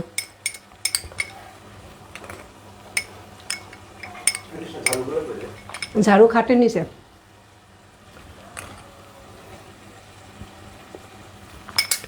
মাদি হাসান, না কিছু মনে করবেন না, আমি কিছু মনে করি না। কেন করি না? কারণ এদের পেটের অবস্থা খুব খারাপ। এদেরকে জোর করে যদি কফি এনামা করানো যায় তাহলে হয়তোবা কমবে, নতুবা এরা বলবেই। আর স্যার হচ্ছে, আমি অনেক কথাই বলি স্যারের সম্পর্কে। কেন বলি? স্যার হচ্ছে আমার কাছে কি বলবো, গুরু, বড় ভাই। আরও যদি কিছু বলে, মানে কি বলবো, স্যার অন্যরকম। আমার বাবা, আমার বড় ভাইয়ের যে স্থান, স্যার আমার কাছে সেই স্থানে আমি রাখি। কাজে এটা বেগানা পুরুষ বলতে আপনি কি বুঝাইছেন আমি জানি না। আচ্ছা, কফি এনামা আমাকে দিয়েছে, করিনি। এর সাইড এফেক্ট, উপকারিতা, এর কোনো সাইড এফেক্ট নাই। উপকারিতা অনেক, ক্ষণিকের অতিথি। আপনি নিশ্চিন্ত মনে করলেই আপনি ভালো থাকবেন। হ্যাঁ, মাটির মূর্তি পূজা করেন কেন? কারণ আমি বিশ্বাস করি মাটির মূর্তি হোক আর গাছ হোক, সে পূজা, মানে পূজা কেন করি। আচ্ছা, এই উত্তরগুলো আপনাকে আমি দিতে চাচ্ছি না, সরি, দুঃখিত। উল্টাপাল্টা কথা বলবেন না, ধর্ম নিয়ে কথা বলবেন না, এটা কিন্তু সেই ধর্ম অবমাননা হচ্ছে। ধর্ম অবমাননা তো হিন্দু ধর্মেও হয় না। আমার ধর্ম নিয়ে আপনি যেটা বললেন এটা তো ধর্ম অবমাননাই, তাই না? শুধুমাত্র আমি সংখ্যালঘু দিকে আপনাকে আমি আইনের আশ্রয় নিতে পারছি না বা নিতে চাই না, দরকার নেই। যাই হোক, আপনাকে আমি রিকোয়েস্ট করব আপনি বের হয়ে চলে যান, সবচেয়ে ভালো হয় তাহলে আপনি। কারণ আপনি যেহেতু আমি হিন্দু, আমার কথা শুনলে আপনার পাপ হতে পারে, আপনি বের হয়ে চলে যান। আচ্ছা, শেফালি ফুলের পাতার রস কি কাঁচা অবস্থায় খাওয়াবো নাকি? হ্যাঁ, কাঁচা অবস্থায় খাওয়াবেন। কাঁচা অবস্থায় শেফালি ফুলের পাতার রস করে তারপর সকালবেলা খাইয়ে দেবেন, দুপুরে একবার খাওয়াবেন, রাতে, মানে 3 বেলা আপনি খাইয়ে দেবেন। আর একটা কাজ করতে পারেন, শেফালি ফুলের পাতার ডিককশন খাওয়াতে পারেন, যেটা হচ্ছে চায়ের মতো। কচুর শাকটা আমার হয়ে গেছে, আর একটু আমি জাল দিব, লেগে যাচ্ছিলো। চা বানিয়েও খাওয়াতে পারেন, যে পানিটা ফুটে উঠলো শেফালি ফুলের পাতা ছেড়ে দিলেন, তারপর কিছুক্ষণ ফুটে উঠলে আবার ঢেকে রাখলেন, সেই নির্যাসটাও খাওয়াতে পারেন। তাহলে জ্বর আশা করি কমে যাবে। আর অবশ্যই সলিড খাবার দিবেন না, জ্বর গায়ে থাকলে কখনোই সলিড খাবার দিবেন না, বা জ্বর যদি ওইভাবে কমিয়ে ফেলতে পারেন তারপরও একদিন অন্ততপক্ষে সলিড খাবারটা দিবেন না। আপনি মাছ মাংস দিতে চাইলে মাছ মাংস দিয়ে স্যুপ রান্না করে তারপরে দিবেন। দিদি, তোমার আচরণ, তোমার রান্না অনেক ভালো লাগে। থ্যাংক ইউ সালমা ইসলাম, অনেক কিছু শিখি, তোমার অনেক উপকারী। Thank you. ম্যাম, আমার স্বামীর ব্লাডে অ্যালার্জি এক জায়গা থেকে অন্য জায়গায় ট্রান্সফার হয়, ছড়িয়ে যায়, সেক্ষেত্রে আপনার পরামর্শ চাই। অ্যালার্জি, আমার তো মারাত্মক অ্যালার্জি ছিল, আমার থেকেও বেশি অ্যালার্জি তার, জানি না, আমি তো এখন সম্পূর্ণ মুক্ত। সালমা ইসলাম, অ্যাক্টেরিয়া কখন খেতে? অ্যাক্টেরিয়া খাবারের আগে, ঠিক দুপুর হোক বা রাত হোক, ভাত খাবার আগে অ্যাক্টেরিয়া খেয়ে খাবারটা শুরু করতে হয়। দিদি, গ্যাসের সমস্যার জন্য কি বেকিং সোডা ভিনেগার কিভাবে খাবো একটু বলো। বেকিং সোডা ও ভিনেগার সকালবেলা 1 গ্লাস খেয়ে নিতে পারেন। তারপর হচ্ছে আবার খাবার খাওয়ার কিছুক্ষণ আগে, হ্যাঁ, খাবার খাওয়ার, তো এই যে যাদের গ্যাসের সমস্যা তাদেরকে অবশ্যই বলবো যে খাবারটা, মেইন খাবার খাওয়ার আধা ঘন্টা আগে খেতে হবে, পানি খেতে হবে। আর খাবার খাওয়ার কমপক্ষে আধা ঘন্টা, সবচেয়ে ভালো হয় 1 ঘন্টা পর পানি খেতে পারলে, মানে খাবারের সাথে পানি খাওয়া যাবে না। যারা খাবারের সাথে পানি খাবেন তাদের গ্যাসের সমস্যা কোনোদিনই কমবে না। আর বেকিং সোডা ভিনেগার সকালবেলা ঘুম থেকে উঠে প্রথম যে উষ্ণ গরম পানি খাবেন, তারপরে বেকিং সোডা ভিনেগারটা খেয়ে নিতে পারেন। মাহাদি হাসান, ভিডিওটা আপলোড দিয়ে নামাজ পড়তে আসছি, পরে দেখে নেবো। আচ্ছা, হ্যাঁ থাকবে, আমার টাইমলাইনে থাকবে, থ্যাংক ইউ ভাই। তারপর কি রশি ম্যাডাম, ভিডিওটা আপলোড দিয়েন, আমরা পরে দেখে নেব। হ্যাঁ, অবশ্যই থাকবে, এটা আমার টাইমলাইনে থেকে যাবে। দিদি, উপরে আমার কমেন্টগুলো পড়ো প্লিজ। সালমা ইসলাম, পড়িনি না। দিদি, গ্যাসের সমস্যার জন্য কি বেকিং সোডা? হ্যাঁ তো বললাম। আচ্ছা, সালমা ইসলামের কি মেসেজ আমি কি দেখিনি, চোখে দেখিনি, মাঝে মাঝে তো কাজে যাচ্ছি, হয়তো বা এলোমেলো হয়ে যাচ্ছে। ভিনেগার, ঝিঙ্গুর ভিনেগারের মতো কাজ করে? হ্যাঁ ঝিঙ্গুর, হ্যাঁ কি কন্ডিশনারটা ওই বাথরুমে, সামনের ওয়াশরুমে। ঝিঙ্গুর ভিনেগারের মতো কাজ করে বলতে কিছুটা, কিন্তু দুইটা সম্পূর্ণ দুই জিনিস। ঝিঙ্গুর হচ্ছে একদম কি বল, এর অনেক অন্যরকম, এটা অন্যরকম। আর ভিনেগার তো শুধুমাত্র হচ্ছে আমাদের ভালো ব্যাকটেরিয়া। আমার কচুর শাকটা কিন্তু হয়ে গেছে, আমি তুলে ফেলছি। আর ঝিঙ্গুর ব্যাকটেরিয়া না, ঝিঙ্গুর হচ্ছে তার অনেক কাজ। আমি আসলে ঝিঙ্গুর সম্পর্কে মানে বিস্তারিত একদিন বলবো, একটা ভিডিও করবো ঝিঙ্গুর নিয়ে। তবে শহীদুল্লাহ স্যার যদি কখনো এটা নিয়ে একটু বিস্তারিত বলতো তাহলে সবচেয়ে ভালো হতো, কারণ স্যারের এটা আবিষ্কার ঝিঙ্গুর, এটা বাহিরে কোথাও পাবেন না, এটা কৃষি পরম্পরা থেকেই আপনাদেরকে নিতে হবে। আমার কচুর শাক রান্না শেষ, এটা নামিয়ে ফেলি, ভাত হয়ে গেছে, শাক ভাজি, কচুর শাক আর হাঁসের মাংস। আর কিছু কি লাগবে না। আর কাঁচা পেঁপে দিয়ে একটা সালাদ করব আজকে। দেখে নিই মাংসটা হচ্ছে বেশ খানিকটা সময় লাগবে। আমার কিছু প্রশ্নের উত্তর মনে জমে গেল, আমি উত্তর দিচ্ছি একে একে। আমি যদি উত্তর না দিই প্লিজ কিছু মনে করবেন না, আর একবার প্রশ্নটা করবেন, তাহলে আমি তো রান্না করছি, আবার আমার মেয়ে স্নান করে নাই, তাকে পাঠাচ্ছি। ঝিঙ্গুর ভিনেগারের মতো কাজ করে কিছুটা, ঝিঙ্গুরের কাজ আলাদা, ভিনেগারের কাজ আলাদা।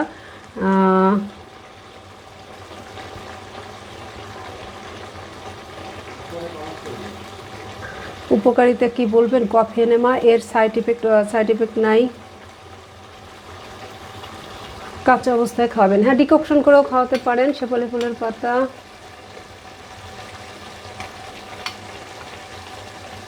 আমি একটু কমেন্টগুলো দেখে নিচ্ছি। হ্যাঁ, কফি এনামা করলেই কি শুধু অ্যাক্টেরিয়া খেতে হবে নাকি সবসময় খাওয়া যায়? সবসময় খাওয়া যায়। কফি এনামা করলেও খেতে পারেন, না করলেও খেতে পারেন। আমি তো কিছুদিন খেয়েছি, সবসময় আসলে খাই না, দামও বেশি। টক দইটা বানানোটা আবার একটু বলেন। আচ্ছা আচ্ছা, টক দইটা গরু দোয়ানোর পর যে দুধ হবে সেই দুধটা যত তাড়াতাড়ি সম্ভব ফ্রিজিং করতে হবে। যদি আপনার কাছেই গরুটা থাকে যে আপনি দোয়ানোর কিছুক্ষণ পরেই আপনি ফ্রিজে রাখতে পারছেন, সেই ক্ষেত্রে ওই দুধটা কোনো কাচের বা সিরামিক্সের পাত্রে 24 ঘন্টার জন্য নর্মাল ফ্রিজে ঢুকিয়ে দেবেন। নর্মাল ফ্রিজ 24 ঘন্টা পর নর্মাল ফ্রিজ থেকে বের করে ঠিক এরকম চুলার পাশে অথবা ডাইনিং টেবিলে রেখে দেবেন, যে জায়গাটা একটু মোটামুটি গরম আপনার ঘরের মধ্যে, সেই জায়গাটায় আপনি রেখে দেবেন। এটা হচ্ছে হলো টক দই বানানোর নিয়ম। আর যদি দূর থেকে নিয়ে আসেন সেই ক্ষেত্রে আপনি অবশ্যই সেটা ডিপ ফ্রিজে বরফ করে নিয়ে আসবেন। নিয়ে আসার পর সেটা নর্মাল করে বাইরে রেখে দেবেন। ডিপে থাকার পর সেই গরুর দুধটা নর্মাল করার পর আর 24 ঘন্টা নর্মালে রাখার দরকার নেই, বাইরে রাখলেই হবে। এত ভালো কচুর শাক রান্না করলে দেখে তো খেতে ইচ্ছে করছে। হ্যাঁ, কচুর শাক অনেকে রান্না করে একদম সেই কি বলবো, তার কচুর শাকের আর গুণাগুণ বলতে কিছু থাকে না। তা আমি হাঁসের মাংস এবার আমি পানি দিয়ে দিই, বেশ খানিকটা সময় কিন্তু কষিয়ে নিয়েছিলাম। আর আমি এটা ঝোল করব। কেন ঝোল করব? তিতির হাঁসের মাংসের ঝোল খেতে খুব পছন্দ করে, আমারও ভালো লাগে, তাই আমি বেশ খানিকটা এটা ঝোলই করব। যদিও এটা হাঁসের মাংস শক্ত তো এতটা পানি তো থাকবে না, এটা অনেক টেনে যাবে। আমি এখন একটু ফ্যানের নিচে পাখার নিচে গিয়ে আপনাদের সাথে কথা বলবো, আর মাংসটা হতে থাক। পরে আবার আপনাদেরকে একটু আলু দিয়ে দিচ্ছি, কিন্তু আলু দিয়ে দিচ্ছি। নর্মালি আমি আলু দেই না, আজকে একটু দিলাম। আর একটা জিনিস দিব, এটা জানি না কে কে দেন, এটা হচ্ছে আমার শ্বশুরবাড়ি বগুড়াতে খুব মানে যে কোনো মাংস রান্নায় হচ্ছে তাদের গোটা রসুন দিতেই হবে, এবং এই গোটা রসুন সবাই পছন্দ করে। তো আমি প্রথমবার ওখানেই খেয়েছি, আমারও খুব পছন্দ, এবং এটা অবশ্যই দেশি রসুন হতে হবে। আমি সেই দেশি রসুন দিয়ে দিব। দেখেন 1 2 3 4 5 6 বাস। এবার এটা রান্না হতে থাক, এটা হতে থাক। এবার চলে যাই আমি ঘরে, ওখানে গিয়ে আমি কথা বলি। ভিতরে যাই, এখানে গরম, অনেক গরম, রান্নাঘরে প্রচুর গরম পড়ছে। আচ্ছা, আমার বাসা কিন্তু এখনও গুছানো হয়নি, কেউ কিছু মনে করবেন না প্লিজ। আসার পর আসলে একটা বাসা চেঞ্জ করা যে কি কষ্ট, মানে সেটা শুধুমাত্র আজ ফ্যান দিইনি, ফ্যানটা দিয়ে আসি প্লিজ, কিছু মনে করবেন না, ফ্যানটা আমি একটু দিয়ে আসি। আমাকে একটা খাতা কলম দিও তো।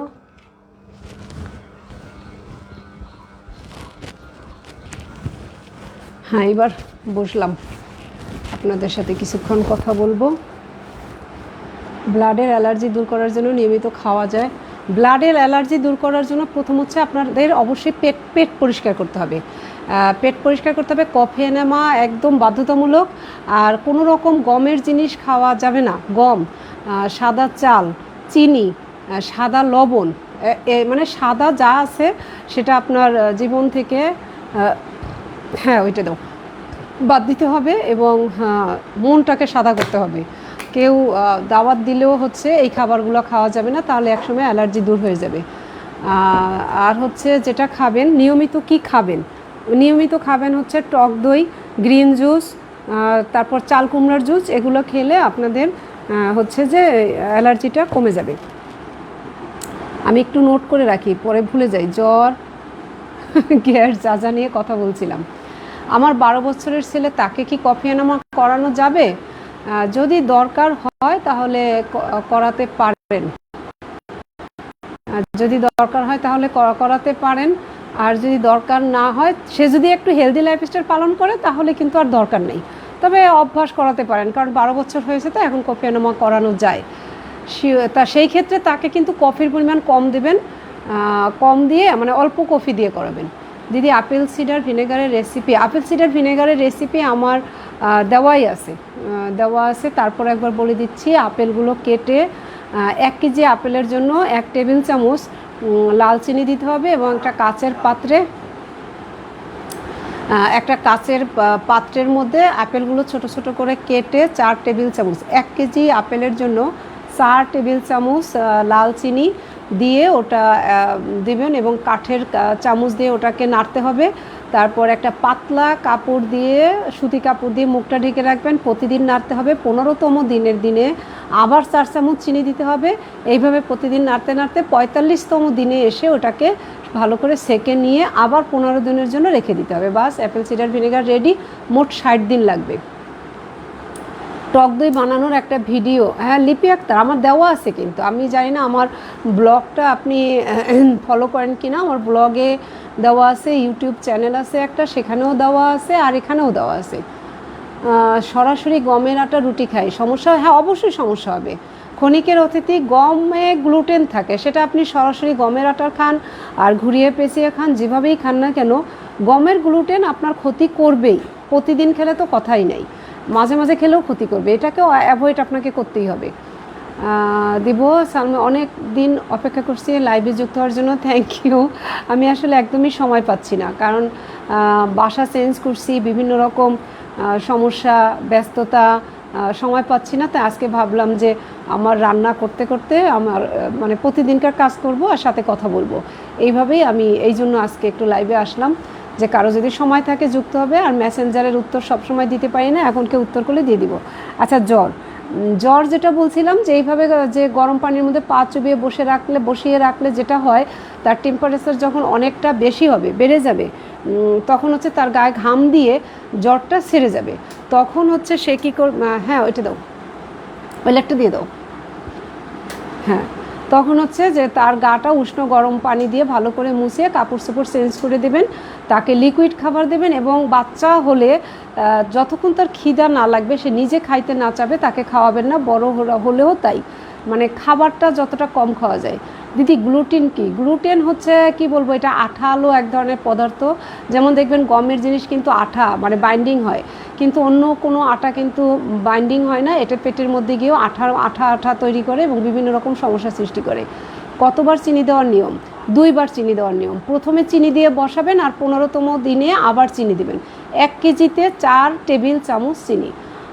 আমাতুল্লাহ ফাতেমা, সর্দির জন্য কি করব? নাকের হাড্ডি ব্যথা করে, নাক দিয়ে পানি পড়ে, এ ধরনের ঠান্ডার জন্য প্রাকৃতিক উপায় হচ্ছে গরম পানি, পাত্র ভর্তি করে গরম পানি নিয়ে নিঃশ্বাস নেবেন, ভাপ নেবেন। অনেকে যেটা করেন, এরকম ভাপ নিয়ে মাথাটা উঠিয়ে পেলেন, ব্যাপারটা সেটা না। আপনি ভাপ নেবেন, আমি মনে করলাম যে এটা আমার পাত্র গরম পানির, আমি নিব এরকম, মানে ওখানেই ছাড়বো, ওখানেই নিব, গরম ভাপটা আমি পাত্র থেকে নেব এবং ওই গরম পানিতেই ছাড়বো। এইভাবে একেবারে 15 থেকে 20 মিনিট বা 30 মিনিট করবেন। এটা করলে আপনার সর্দি কমে যাবে। আর তার সাথে মশলা চা, এলাচ, দারচিনি, লবঙ্গ, কাঁচা হলুদ, আদা, তারপর হচ্ছে যা যা আছে আপনার রান্নাঘরে মশলা, সব মশলা দিয়ে একটা মশলা চা বানিয়ে খাবেন, তাহলে দেখবেন যে আপনার এটা কমে যাবে। আর গ্যাস্ট্রিকের সমস্যার জন্য তো আমি অনেক কিছুই বললাম, তার সাথে বললাম যে যাদের একদম গ্যাস্ট্রিক সমস্যা মারাত্মকভাবে শুরু হয়ে গেছে, মানে এখন কি করব, শুরু হয়ে গেছে, এখন যেটা করবেন, সমস্ত খারাপ খাবার বাদ দিবেন, গমের খাবার বাদ দিবেন, সয়াবিন তেল বাদ দিবেন, বাদ দিয়ে আপনারা হচ্ছে সরিষার তেলের রান্না খাবেন। তবে সরিষার তেলটা অবশ্যই পোড়াবেন না। দিদি ভাড়া বাসায় এত গাছ রাখতে দেয়? তোমার আগের বাসায় এত গাছ দেখে মনে হচ্ছে নিজের বাড়ি। না, আমার আসলে ভাগ্যটা ভালো, যে ভাগ্যটা অবশ্যই ভালো যে আমি যেখানে যাই তারা সবাই আমাকে ভালোবাসে। আমি এটা কি বলবো, এটা ঈশ্বরের একটা আশীর্বাদ আমি মনে করি। তো আগের বাসায় অনেক গাছ ছিল, আর এখন যে বাসায় আসছি এই বাসায় নিজেদেরই অনেক গাছ, তার সাথে আমার গাছগুলোও তারা রাখতে দেয় এবং তারা যত্ন করে। আর নিজের বাড়ি আসলে নাই, জানি না কোনো দিন হবে কি না, আর আমার অত ইচ্ছাও নাই। নিজের বাড়ি হলে অনেক প্যারা, সেটার যত্ন নাও, এটা করো সেটা করো। আর ভাড়া বাড়ি ভালো লাগলো না, তো চেঞ্জ করে ফেললাম। আর এখন বাড়ি বানাতে যে পরিমাণ টাকা লাগে, যে পরিমাণ প্যারা, আমার কলিগরা এক একটা বাড়ি বানাতে গিয়েছে, তাদের দেখছি যে অবস্থা খুব খারাপ। তো তাদের ওই অবস্থা দেখে আমার বাড়ি বানানোর শখ শেষ। আমি আর বাড়ি বানাতে চাই না, আমি এরকমই থাকতে চাই, মুক্ত। মিতালি রানী সাহা মুগ্ধ, হ্যাঁ ভালো আছি, আপনি কেমন আছেন দিদি? বাড়ির সবাই কেমন আছে? আমি একটু আমার মাংসটা রান্না দেখে আসি, একটু ঠান্ডা হয়ে নিলাম, দেখে আসি যে রান্নাটা কেমন, কি অবস্থা। পিসি কেমন আছেন? আমার পিসি জয়েন করছে, দীপালি পিসি জয়েন করছে। হাঁসের মাংস রান্না করছি পিসি, টকবক করে ফুটছে। এটা হতে কিন্তু বেশ খানিকটা সময় লাগবে। আর আমি কিন্তু কোনো গরম মশলা দেইনি, আপনারা সবাই খেয়াল করছেন। তো এবার আমি একটা মশলা দিয়ে দেবো, সেটা হচ্ছে শাহি গরম মশলা। এখন অল্প একটু দিব, যে অল্প একটু দিলাম, আর শেষে অল্প একটু দেবো। কোনো রকম তেল দেইনি, তবে এটাতে আমি একটু ঘি ব্যবহার করব, কারণ এই হাঁসের মাংসটাতে না তেল নাই বললেই চলে, খুবই কম ছিল। তো একটু তেল না হলে তো ভালো লাগবে না। তো এই জন্য আমি রান্নার শেষে এটাতে একটু ঘি ইউজ করবো। এখন পর্যন্ত কোনো তেল দেইনি। আচ্ছা, এটা হতে থাক। আমি আবার চলেন আমরা ওখানে ঠান্ডায় বসে বসে আমি কথার আপনি চেষ্টা করি কিছু কথার উত্তর দিতে। হাসিনা আক্তার ম্যাম খুব সুন্দর হয়েছেন। Thank you. অনেক গরম পড়ে গেছে, কিন্তু প্রচণ্ড গরম। মাঝখানে একটু বৃষ্টি হলো, বৃষ্টিতে বেশ ভালোই আরাম পাওয়া গেল, আবার একটা ভ্যাপসা গরম শুরু হয়ে গেছে। আচ্ছা, সেই গ্যাস্ট্রিক নিয়েই কথা বলছিলাম। অনেক কিছু কিন্তু বলছি গ্যাস্ট্রিক নিয়ে। যাদের শুরু হয়েছে তারা কফি এনামা করবেন, এবং হচ্ছে পেঁপে পাতার রস সকাল দুপুর বিকাল 3 বেলা খাবেন, বা ভাত খাওয়ার আগে আপনারা যেভাবে গ্যাসের ওষুধ খান, গ্যাসের ওষুধ না খেয়ে আপনারা হচ্ছে পেঁপে পাতার রস খাবেন।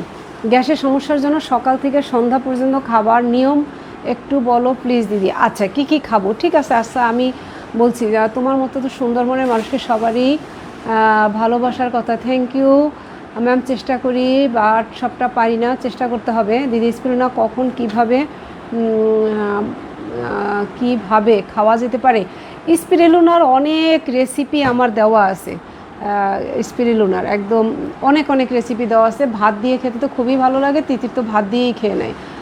আমার পা ব্যথা কমে না পিসি, পা ব্যথা কমে না, কী যে করবো পিসি আমি জানি না। হ্যাঁ, আমিও কষ্ট পাই। আপনার পা ব্যথা কবে কমবে জানি না, অপেক্ষায় আছি। দিদি গ্যাসের সমস্যা আচ্ছা ম্যাম, বগুড়া আসলে আমাদের নওগাঁতে আসবেন, আমাদের বাসায় চেষ্টা করব। নওগাঁতে আমার একটা ননদ আছে, চাকরি করে, শাওন, প্রাইমারি স্কুলের টিচার। যাব, চেষ্টা করব। নওগাঁতে গিয়েছি, কিন্তু ওইভাবে ঘুরে ঘুরে দেখা হয়নি। নওগাঁর পাহাড়পুর গিয়েছি আর কি বেড়ানোর জন্য। আচ্ছা, গ্যাসের সমস্যা সকাল থেকে সন্ধ্যা পর্যন্ত ঘুম থেকে উঠে, আমি এখন গ্যাসের সমস্যা সকাল থেকে সন্ধ্যা পর্যন্তই বলছি। ঘুম থেকে উঠে বাসি মুখে যেটা দেখালাম আমি, পানি খেতে হবে, উষ্ণ গরম পানি কুলকুচা করে। খাওয়ার পর বাথরুম টাথরুম করে তারপর সমফলে কফি এনামা করতে হবে। কফি এনামা করার পর অবশ্যই তাকে বেকিং সোডা ভিনেগার অথবা বেকিং সোডা লেবুর সাথে পানি 1 গ্লাস খেতে হবে। তারপরে হচ্ছে যেটা খেতে হবে, তাকে অবশ্যই গ্রিন জুস খেতে হবে। গ্রিন জুস না খেলে হবে না। গ্রিন জুস কী দিয়ে বানাবেন, আমার বিভিন্ন রকম গ্রিন জুস রেসিপি আছে, দেখে নেবেন। পেঁপে পাতা রোদে শুকিয়ে রেখেছি, পেঁপে পাতা পানির মধ্যে দিয়ে খেয়ে ফেলবো, হ্যাঁ খেতে পারেন। আর আসলে আমাদের বাংলাদেশের মানুষ শুকিয়ে রাখার দরকার কি, আমরা তো কাঁচা পেঁপে পাতাই নিয়ে আসতে পারি।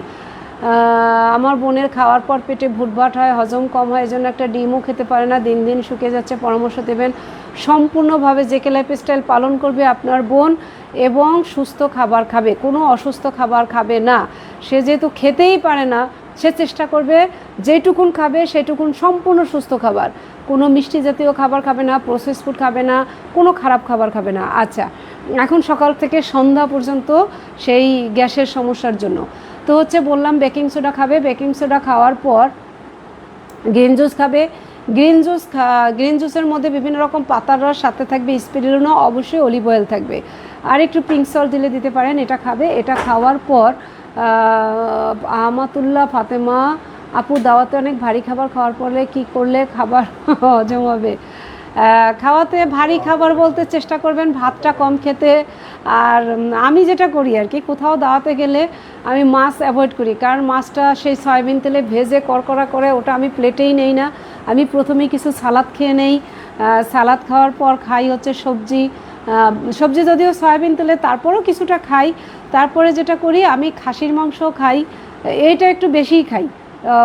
ভাত নেই, ভাত বা পোলাও দিয়ে ঝোলটা একটু কমিয়ে শুধু মাংসটা বেশ খানিকটা খেয়ে ফেলি। বাসায় এসে আমি 1 ঘন্টার মধ্যে তো কোনো পানি খাবোই না। বাসায় এসে যেটা করি সেটা হচ্ছে লেবুর সাথে বেকিং সোডা আর একটু মধু দিয়ে আমি সফট ড্রিঙ্ক বানিয়ে নিই। আমার একটা রেসিপি দেওয়া আছে কোমল পানীয় বানানোর, এবং এটা আমরা সবাই মিলে খেয়ে নেই, বাস আমাদের সব হজম।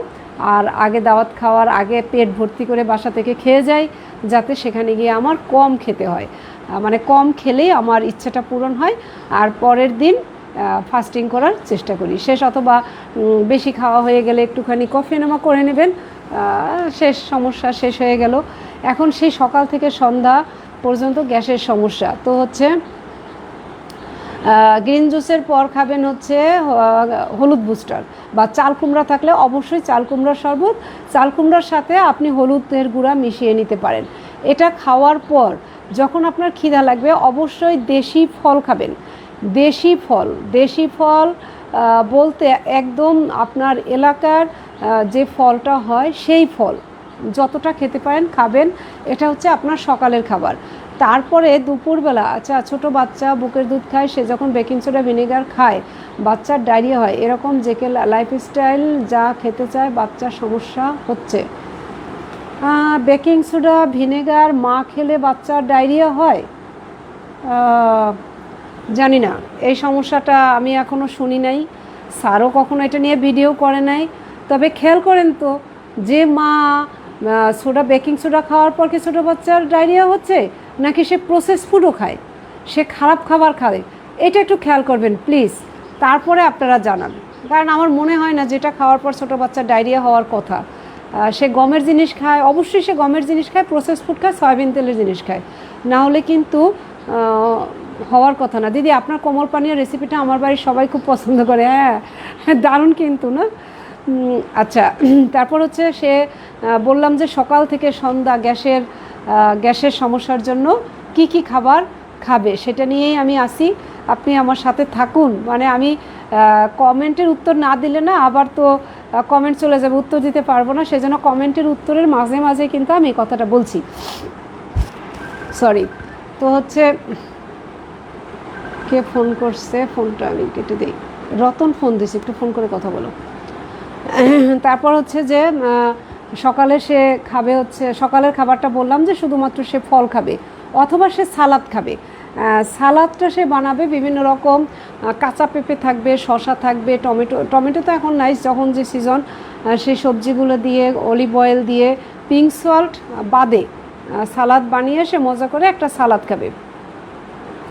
ফারজানা রহমান, হ্যাঁ ভালো আছি। ওয়ালাইকুম সালাম, আপনি কেমন আছেন? ধন্যবাদ অনেক আমার সাথে জয়েন করার জন্য। তো হচ্ছে সে সালাদ খাবে পেট ভর্তি করে সকালে, বা হচ্ছে ফল খাওয়ার কিছুটা পরে 1 ঘন্টা পরে সে সালাদ খেলো। সালাদ খাওয়ার পর দুপুরে সে যেটা করবে, সে লাল চালের ভাত নেবে, অল্প সবজি নেবে, বেশি করে সবজি এবং মাছ অথবা মাংস যেটাই খেতে চায় না কেন সে খাবে। যেহেতু তার প্রচণ্ড গ্যাসের সমস্যা, সে চেষ্টা করবে মাংসটা, মানে সলিড মাংস, সেটা একটু কম খাওয়ার জন্য। যখন গ্যাসের সমস্যা কমবে তখন সে একটু বেশি খেতে পারে, আর না কমলে কম খাবে। আর খাওয়ার আগে সে পেঁপে পাতা, খাওয়ার আগে সে একটা মানে আধা ঘন্টা আগে পেঁপে পাতার রস খেয়ে নিতে পারে 1 কাপ। আর খেতে পারে হচ্ছে, নাম ভুলে গেলাম এখন, ওই যে কি বলে, দুঃখিত নামটা মনে আসতেছে না।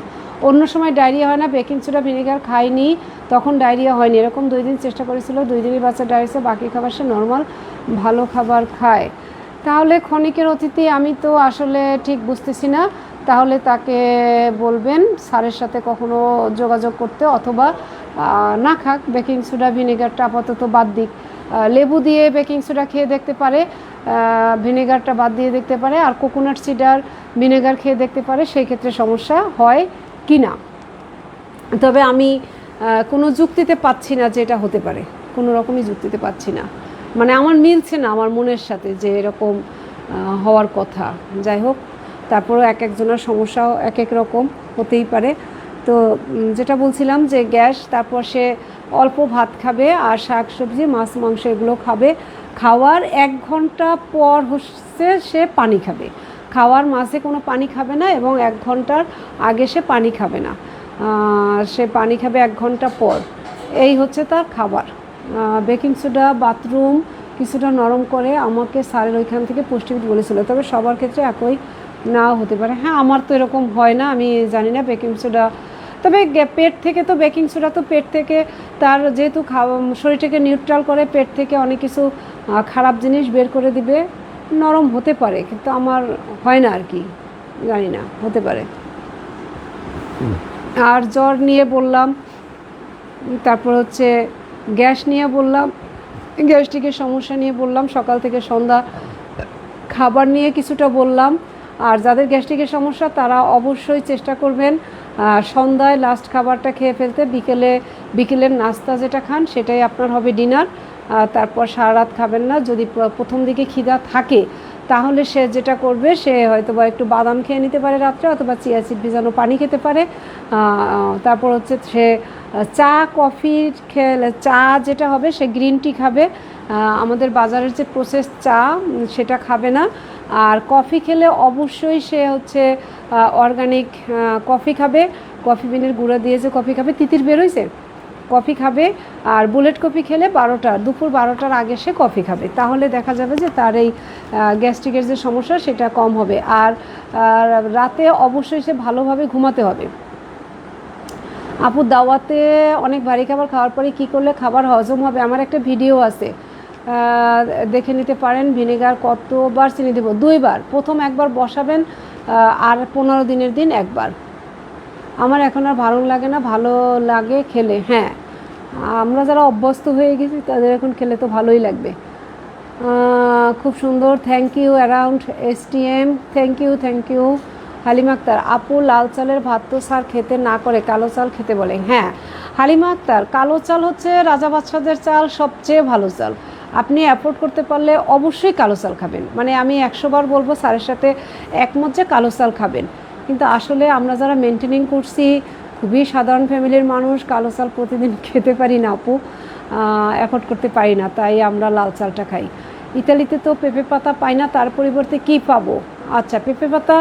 লিপি আক্তার, আপনি তাহলে এক কাজ করবেন, পেঁপে পাতার গুঁড়া অবশ্যই কিনতে পাওয়া যাবে, অনলাইনে আপনি দেখবেন পাওয়া যাবে। SB21 নামে একটা মুজিবুর রহমান স্যারের প্রোডাক্ট আছে, সেটাও কিন্তু পেঁপে পাতারই গুঁড়া, আপনি সেখান থেকে সংগ্রহ করতে পারেন, অথবা হাউস অফ হারমোনি থেকে আর কি সংগ্রহ করতে পারেন, অথবা আপনি অনলাইনে দেখবেন পেঁপে পাতার গুঁড়া আপনি পাবেন, মানে বিভিন্ন প্রোডাক্টের মধ্যে এটা কিন্তু বাজারে বিক্রি হয়, আপনি খুঁজে নিতে পারেন। যেহেতু ইতালিতে অনেক অর্গানিক জিনিস পাওয়া যায়, আপনি এটাও পাবেন।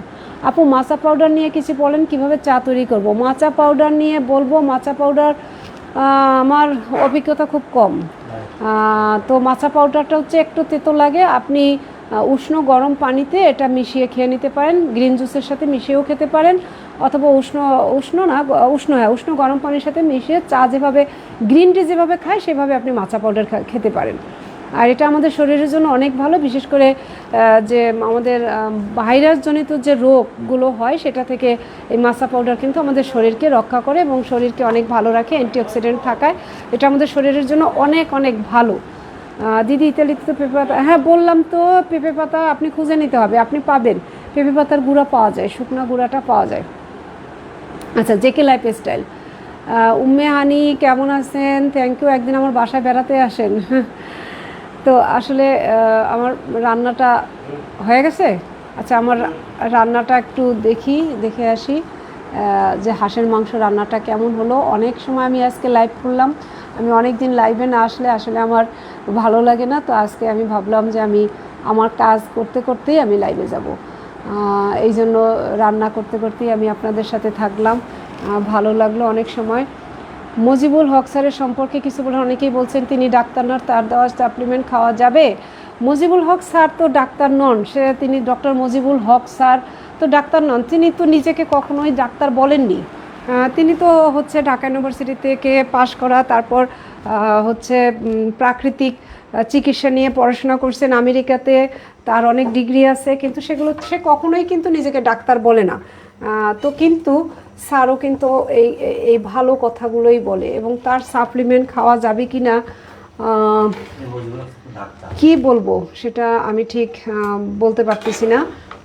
আপনারা এটা নিজেদের মতো করে চিন্তা করে দেখবেন। আমি স্যারের ওখান থেকে বিভিন্ন প্রোডাক্ট মাঝে মাঝে আনি, আমার স্যারকে আমার ভালোই লাগে, তার ভিডিওও দেখি।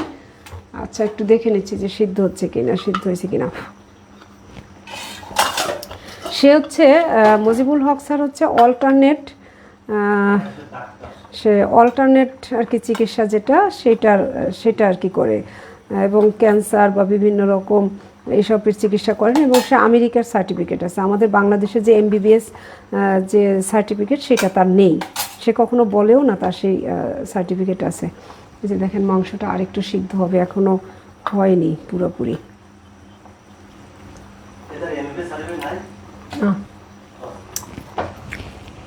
আমি একটু মুখে দিলাম, আর একটু লবণ লাগবে, একটু লবণ দিয়ে দিই।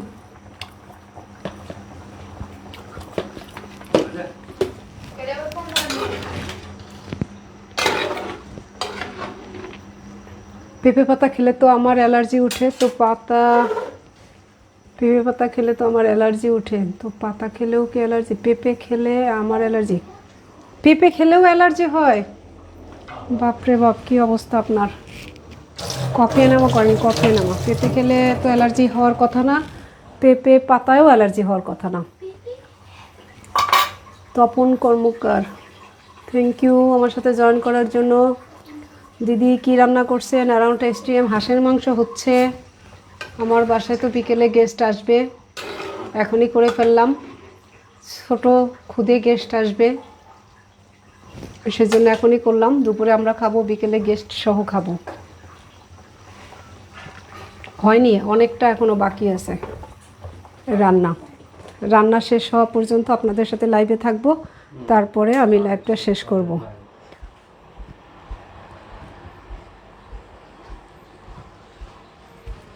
আচ্ছা, আজকে ফ্যানটা দাও তো তিতির, আমার কমেন্টগুলো সব চলে গেছে। দিদি কিভাবে শুরু করব? ওজন 81 কেজি, বয়স 28। 81 কেজি 28। আপনার সবচেয়ে ভালো আলটিমেট অর্গানিক লাইফে গিয়ে ডাক্তার এবং পুষ্টিবিদ দেখিয়ে তারপর শুরু করলে সবচেয়ে ভালো হয়, অথবা স্যারের ভিডিও আছে কিভাবে শুরু করব, স্যারের ভিডিওটা দেখে তারপরে করতে পারেন। ফ্যাট অ্যাডাপ্টেশন করে শুরু করেন। আমি কমেন্টগুলো একটু দেখে নিচ্ছি, কমেন্টগুলো আসলে নিচে চলে গেছে, এখন খুঁজে পাচ্ছি না। তিতির, আমার ওই মোবাইলটা দাও তো, আর একটা মোবাইল রান্নাঘরে আছে, ওইটা একটু দিয়ে যাও। কমেন্টের উত্তর দিতে পারতেছি না। আচ্ছা, আসছে এখন।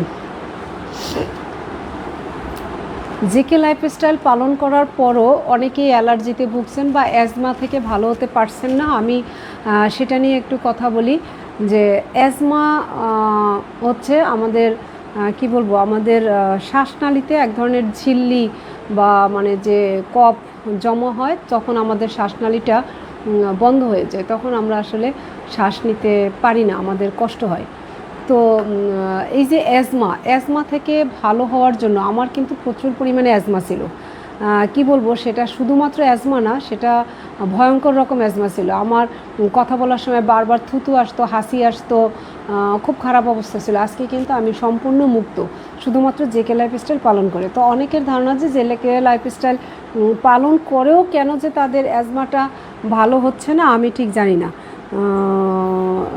MST মাঝে মধ্যে এভাবে লাইভে এসে আমাদের সাজেশন দিবেন। আমি আসলে সাজেশন তো কিভাবে দিব, আমি তো অত জ্ঞানী না, তবে যেটুকুন জানি মাঝে মাঝে আপনাদের সাথে আমার কথা বলতে খুব ভালো লাগে। হালিমা আক্তার আপু, আমি 2 বছর যাবত জেকে লাইফস্টাইল ফলো করে সব রোগ থেকে ভালো হয়ে গেছে, কিন্তু জরায়ুতে ইনফেকশন ছিল, ওইটাও অ্যান্টিবায়োটিক খাওয়ার পরে ভালো হয়ে গেছে, কিন্তু মাসিকের সময় অনেক ব্লাড যায়, এখন বয়স 45। মাসিকের সময় যে ব্লাডটা যায় সেটা কি মানে স্বাভাবিক কি না? মানে যেমন আমি বলি, আমার যেটা হয়েছে যে আমার কিন্তু একসময় কমে গিয়েছিল, জেকে লাইফস্টাইল পালন করার আগে আমার অনেক কমে গিয়েছিল। তো এখন জেকে লাইফস্টাইল পালন করার পর কিন্তু আমার এটা স্বাভাবিক হচ্ছে। এখন বেশি যে আপনার কি মনে হচ্ছে আসলে এটা অস্বাভাবিক নাকি স্বাভাবিক, সেই ক্ষেত্রে আপনি তো অবশ্যই গাইনি ডাক্তার দেখাবেন। আমি তো ডাক্তার না, তবে আমি কিছুটা আপনাকে হচ্ছে বলি যে আপনাকে আমি কিছু প্রাকৃতিক বলি চিকিৎসা, সেটা হচ্ছে দূর্বা ঘাসের চা খাবেন 1 নাগাড়ে 7 দিন। খাওয়ার পর পাতাটা চেঞ্জ করে অন্য পাতার চা খাবেন, তবে দূর্বা চাটা আপনি খাবেন, দূর্বা চা খাবেন। আর হচ্ছে এটা আপনার জরায়ুর বিভিন্ন সমস্যা থেকে আপনাকে রক্ষা করবে। দুঃখিত, আমার একটা ফোন আসছিল, ফোন আসার পরে আমি এবার লাইন থেকে আমি কিছুক্ষণের জন্য বের হয়ে গেছিলাম, কিছু মনে করবেন না, আমি আবার জয়েন করছি। তো তিতির, তোমার বাবাকে বলো কি দুর্লভ মামাকে একটা ফোন দিয়ে কথা বলতে। তো হচ্ছে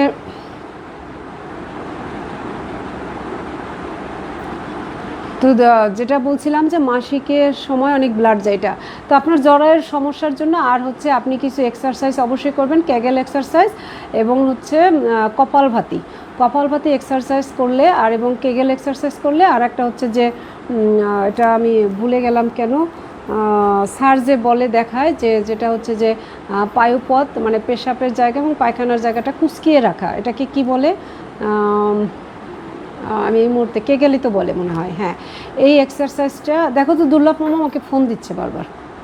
তো এই এক্সারসাইজটা করলে আপনার জরায়ুর গঠনটা ঠিক হয়ে যাবে, বা জরায়ুর সমস্যা থাকলে আস্তে আস্তে আপনি ভালো হয়ে যাবেন। কারণ আমার এক কলিগ, আমার শুধু কলিগ একজন না, আরও 2-1 জন আমাকে যারা বলছে তাদেরকে ডাক্তার নাকি বলছিল জরায়ু ফেলে দিতে। তো আমি তাদেরকে বোঝানোর পর এক্সারসাইজ দেখিয়ে দিয়েছি, এক্সারসাইজ দেখানোর পর এবং শুধু খাদ্যাভ্যাস পরিবর্তন করার পর তারা কিন্তু এখন সুস্থ আছেন এবং জরায়ু সহই সুস্থ আছেন। তাই আসলে আপনি যদি জেকে লাইফস্টাইল পালন করেন, আস্তে আস্তে আপনার সমস্ত কিছু সমস্ত রোগ ঠিক হয়ে যাবে। তো যেটা বলছিলাম যে অ্যাজমা থেকে বাঁচার জন্য জেকে লাইফস্টাইল পালন করবেন। সাথে যেটা করতে হবে, অবশ্যই গমের কোনো কিছু খাওয়া যাবে না। যারা জেকে লাইফস্টাইল সম্পূর্ণরূপে মানে একদম সম্পূর্ণরূপে পালন করেন, তাদের তো গমের জিনিস খাওয়ার প্রশ্নই আসে না। তারা তো এমনিতেই সাদা ভাত গমের জিনিস অ্যাভয়েড করেন। তো সেগুলো যখন আপনারা অ্যাভয়েড করবেন, তাহলে তো আপনাদের আমার মনে হয় না অ্যাজমাটা থাকার কথা। তারপরেও কিছু শ্বাসের ব্যায়াম প্রতিদিন করবেন এবং মানসিক শান্তি, মানসিক শান্তির চর্চাটা কিন্তু জরুরি। মানে শুধুমাত্র খাদ্যাভ্যাস দিয়ে আপনি সুস্থ থাকার চেষ্টা করলে হবে না, মানসিকভাবে আপনাকে অবশ্যই সুস্থ থাকতে হবে, সুস্থ চিন্তা করতে হবে। এবং আমি মানে কি বলবো, সুস্থ চিন্তা না করলে কিন্তু আসলে আপনি কখনোই কোনো রোগ থেকে সুস্থ হতে পারবেন না। রনি হাসান, কি খবর বৌদি? এই তো আছি আর কি, আপনাদের সাথেই কথা বলছি।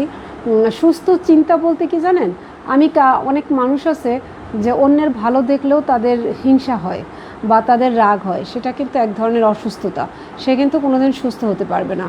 বা অনেকে আছে যে দরকার ছাড়াও মিথ্যা কথা বলে, এটাও কিন্তু আপনার মারাত্মক রকম ক্ষতি করে। এবং আমি একটা জায়গায় পড়ছিলাম যে একটা মানুষ সম্পূর্ণ সুস্থ জীবনযাপন করে, কিন্তু সে হচ্ছে মিথ্যা কথা বলে, দরকার না হলেও মিথ্যা কথা বলে, শুধুমাত্র এই কারণে কিন্তু তার ক্যান্সার পর্যন্ত হতে পারে। তো কাজেই সুস্থতা শুধু খাবারে না, সুস্থতা আমাদের জীবনযাপন প্রতিদিনের প্রত্যেকটা কাজে আমাদের থাকতে হবে। রনি হাসান, আচ্ছা কি প্রশ্ন করেন, আমার যদি জানা থাকে আমি উত্তর দিয়ে দিব। সালমাজান সুমি, আমার পিসিওস আছে, কি করব, কি করা উচিত? সম্পূর্ণরূপে জেকে লাইফস্টাইল পালন করলে পিসিওস থাকবে না। স্যার ওখানে একবার গিয়ে ডাক্তার দেখেছি, আর যাওয়া হয়নি। জেকে লাইফস্টাইল ফলো করার চেষ্টা করি, অনেক কিছুই বুঝি না। হ্যাঁ, অনেক থ্যাংক ইউ। জেকে লাইফস্টাইল কি বুঝেন না সেটা যদি আমাকে প্রশ্ন করেন, আমি চেষ্টা করব একটু বুঝিয়ে দিতে। 2বার কমেন্ট করলাম, একবারও উত্তর পাই নাই। ভিনেগার কতবার আমি বলছি তো, গাজী হানিফ আমি বললাম, আমি কিন্তু 3বার মনে হয় উত্তরটা দিলাম। 2বার চিনি দিতে হবে, 2বার লাল চিনি দিতে হবে। একবার শুরুতে 1 কেজি ভিনেগারের জন্য বাজারের যে চামচ আছে, প্লাস্টিকের যে চামচ কিনতে পাওয়া যায়, টেবিল চামচ লেখা আছে 1 টেবিল চামচ, সেই চামচের 4 চামচ চিনি প্রথমবার, 15তম দিনে আবার একবার, এই মোট 2বার হচ্ছে আপনাকে চিনি দিতে হবে। আচ্ছা আমি একটু রান্নার কাছে গিয়ে দেখি রান্নার কি অবস্থা। টুম্পা বণিক কেমন আছো? থ্যাংক ইউ জয়েন করার জন্য। আমি রান্নাটা দেখে রান্নাটা শেষ করে, খিদা লেগে গেছে সবার, আমারও লেগে গেছে, কারণ সকালে তো তেমন কিছু খাইনি, ফল খেলাম আর খেলাম হচ্ছে কি টক দই।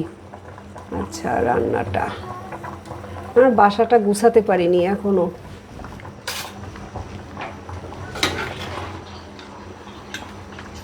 আচ্ছা আর একটু হবে, কিন্তু আমি আলুগুলো দেখি সিদ্ধ হয়ে গেছে, আলুগুলো সিদ্ধ হয়ে গেছে। এবার আমি মশলা দিয়ে দিই, একটু ঘি দিয়ে দিই, ঢেকে রাখি, তারপর লাইট থেকে বের হয়ে খেয়ে নেব, খিদা পেয়ে গেছে আসলে।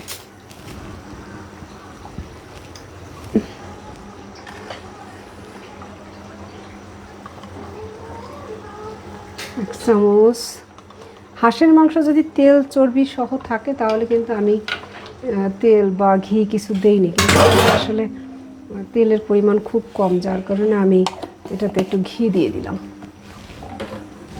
আর হচ্ছে শাহি গরম মশলা আর 1 চামচ দিয়ে দেবো। এই শাহি গরম মশলাটাও কিন্তু আমি শহীদুল্লাহ স্যারের কাছ থেকে নিয়েছি, কৃষি পরম্পরার। ব্যাস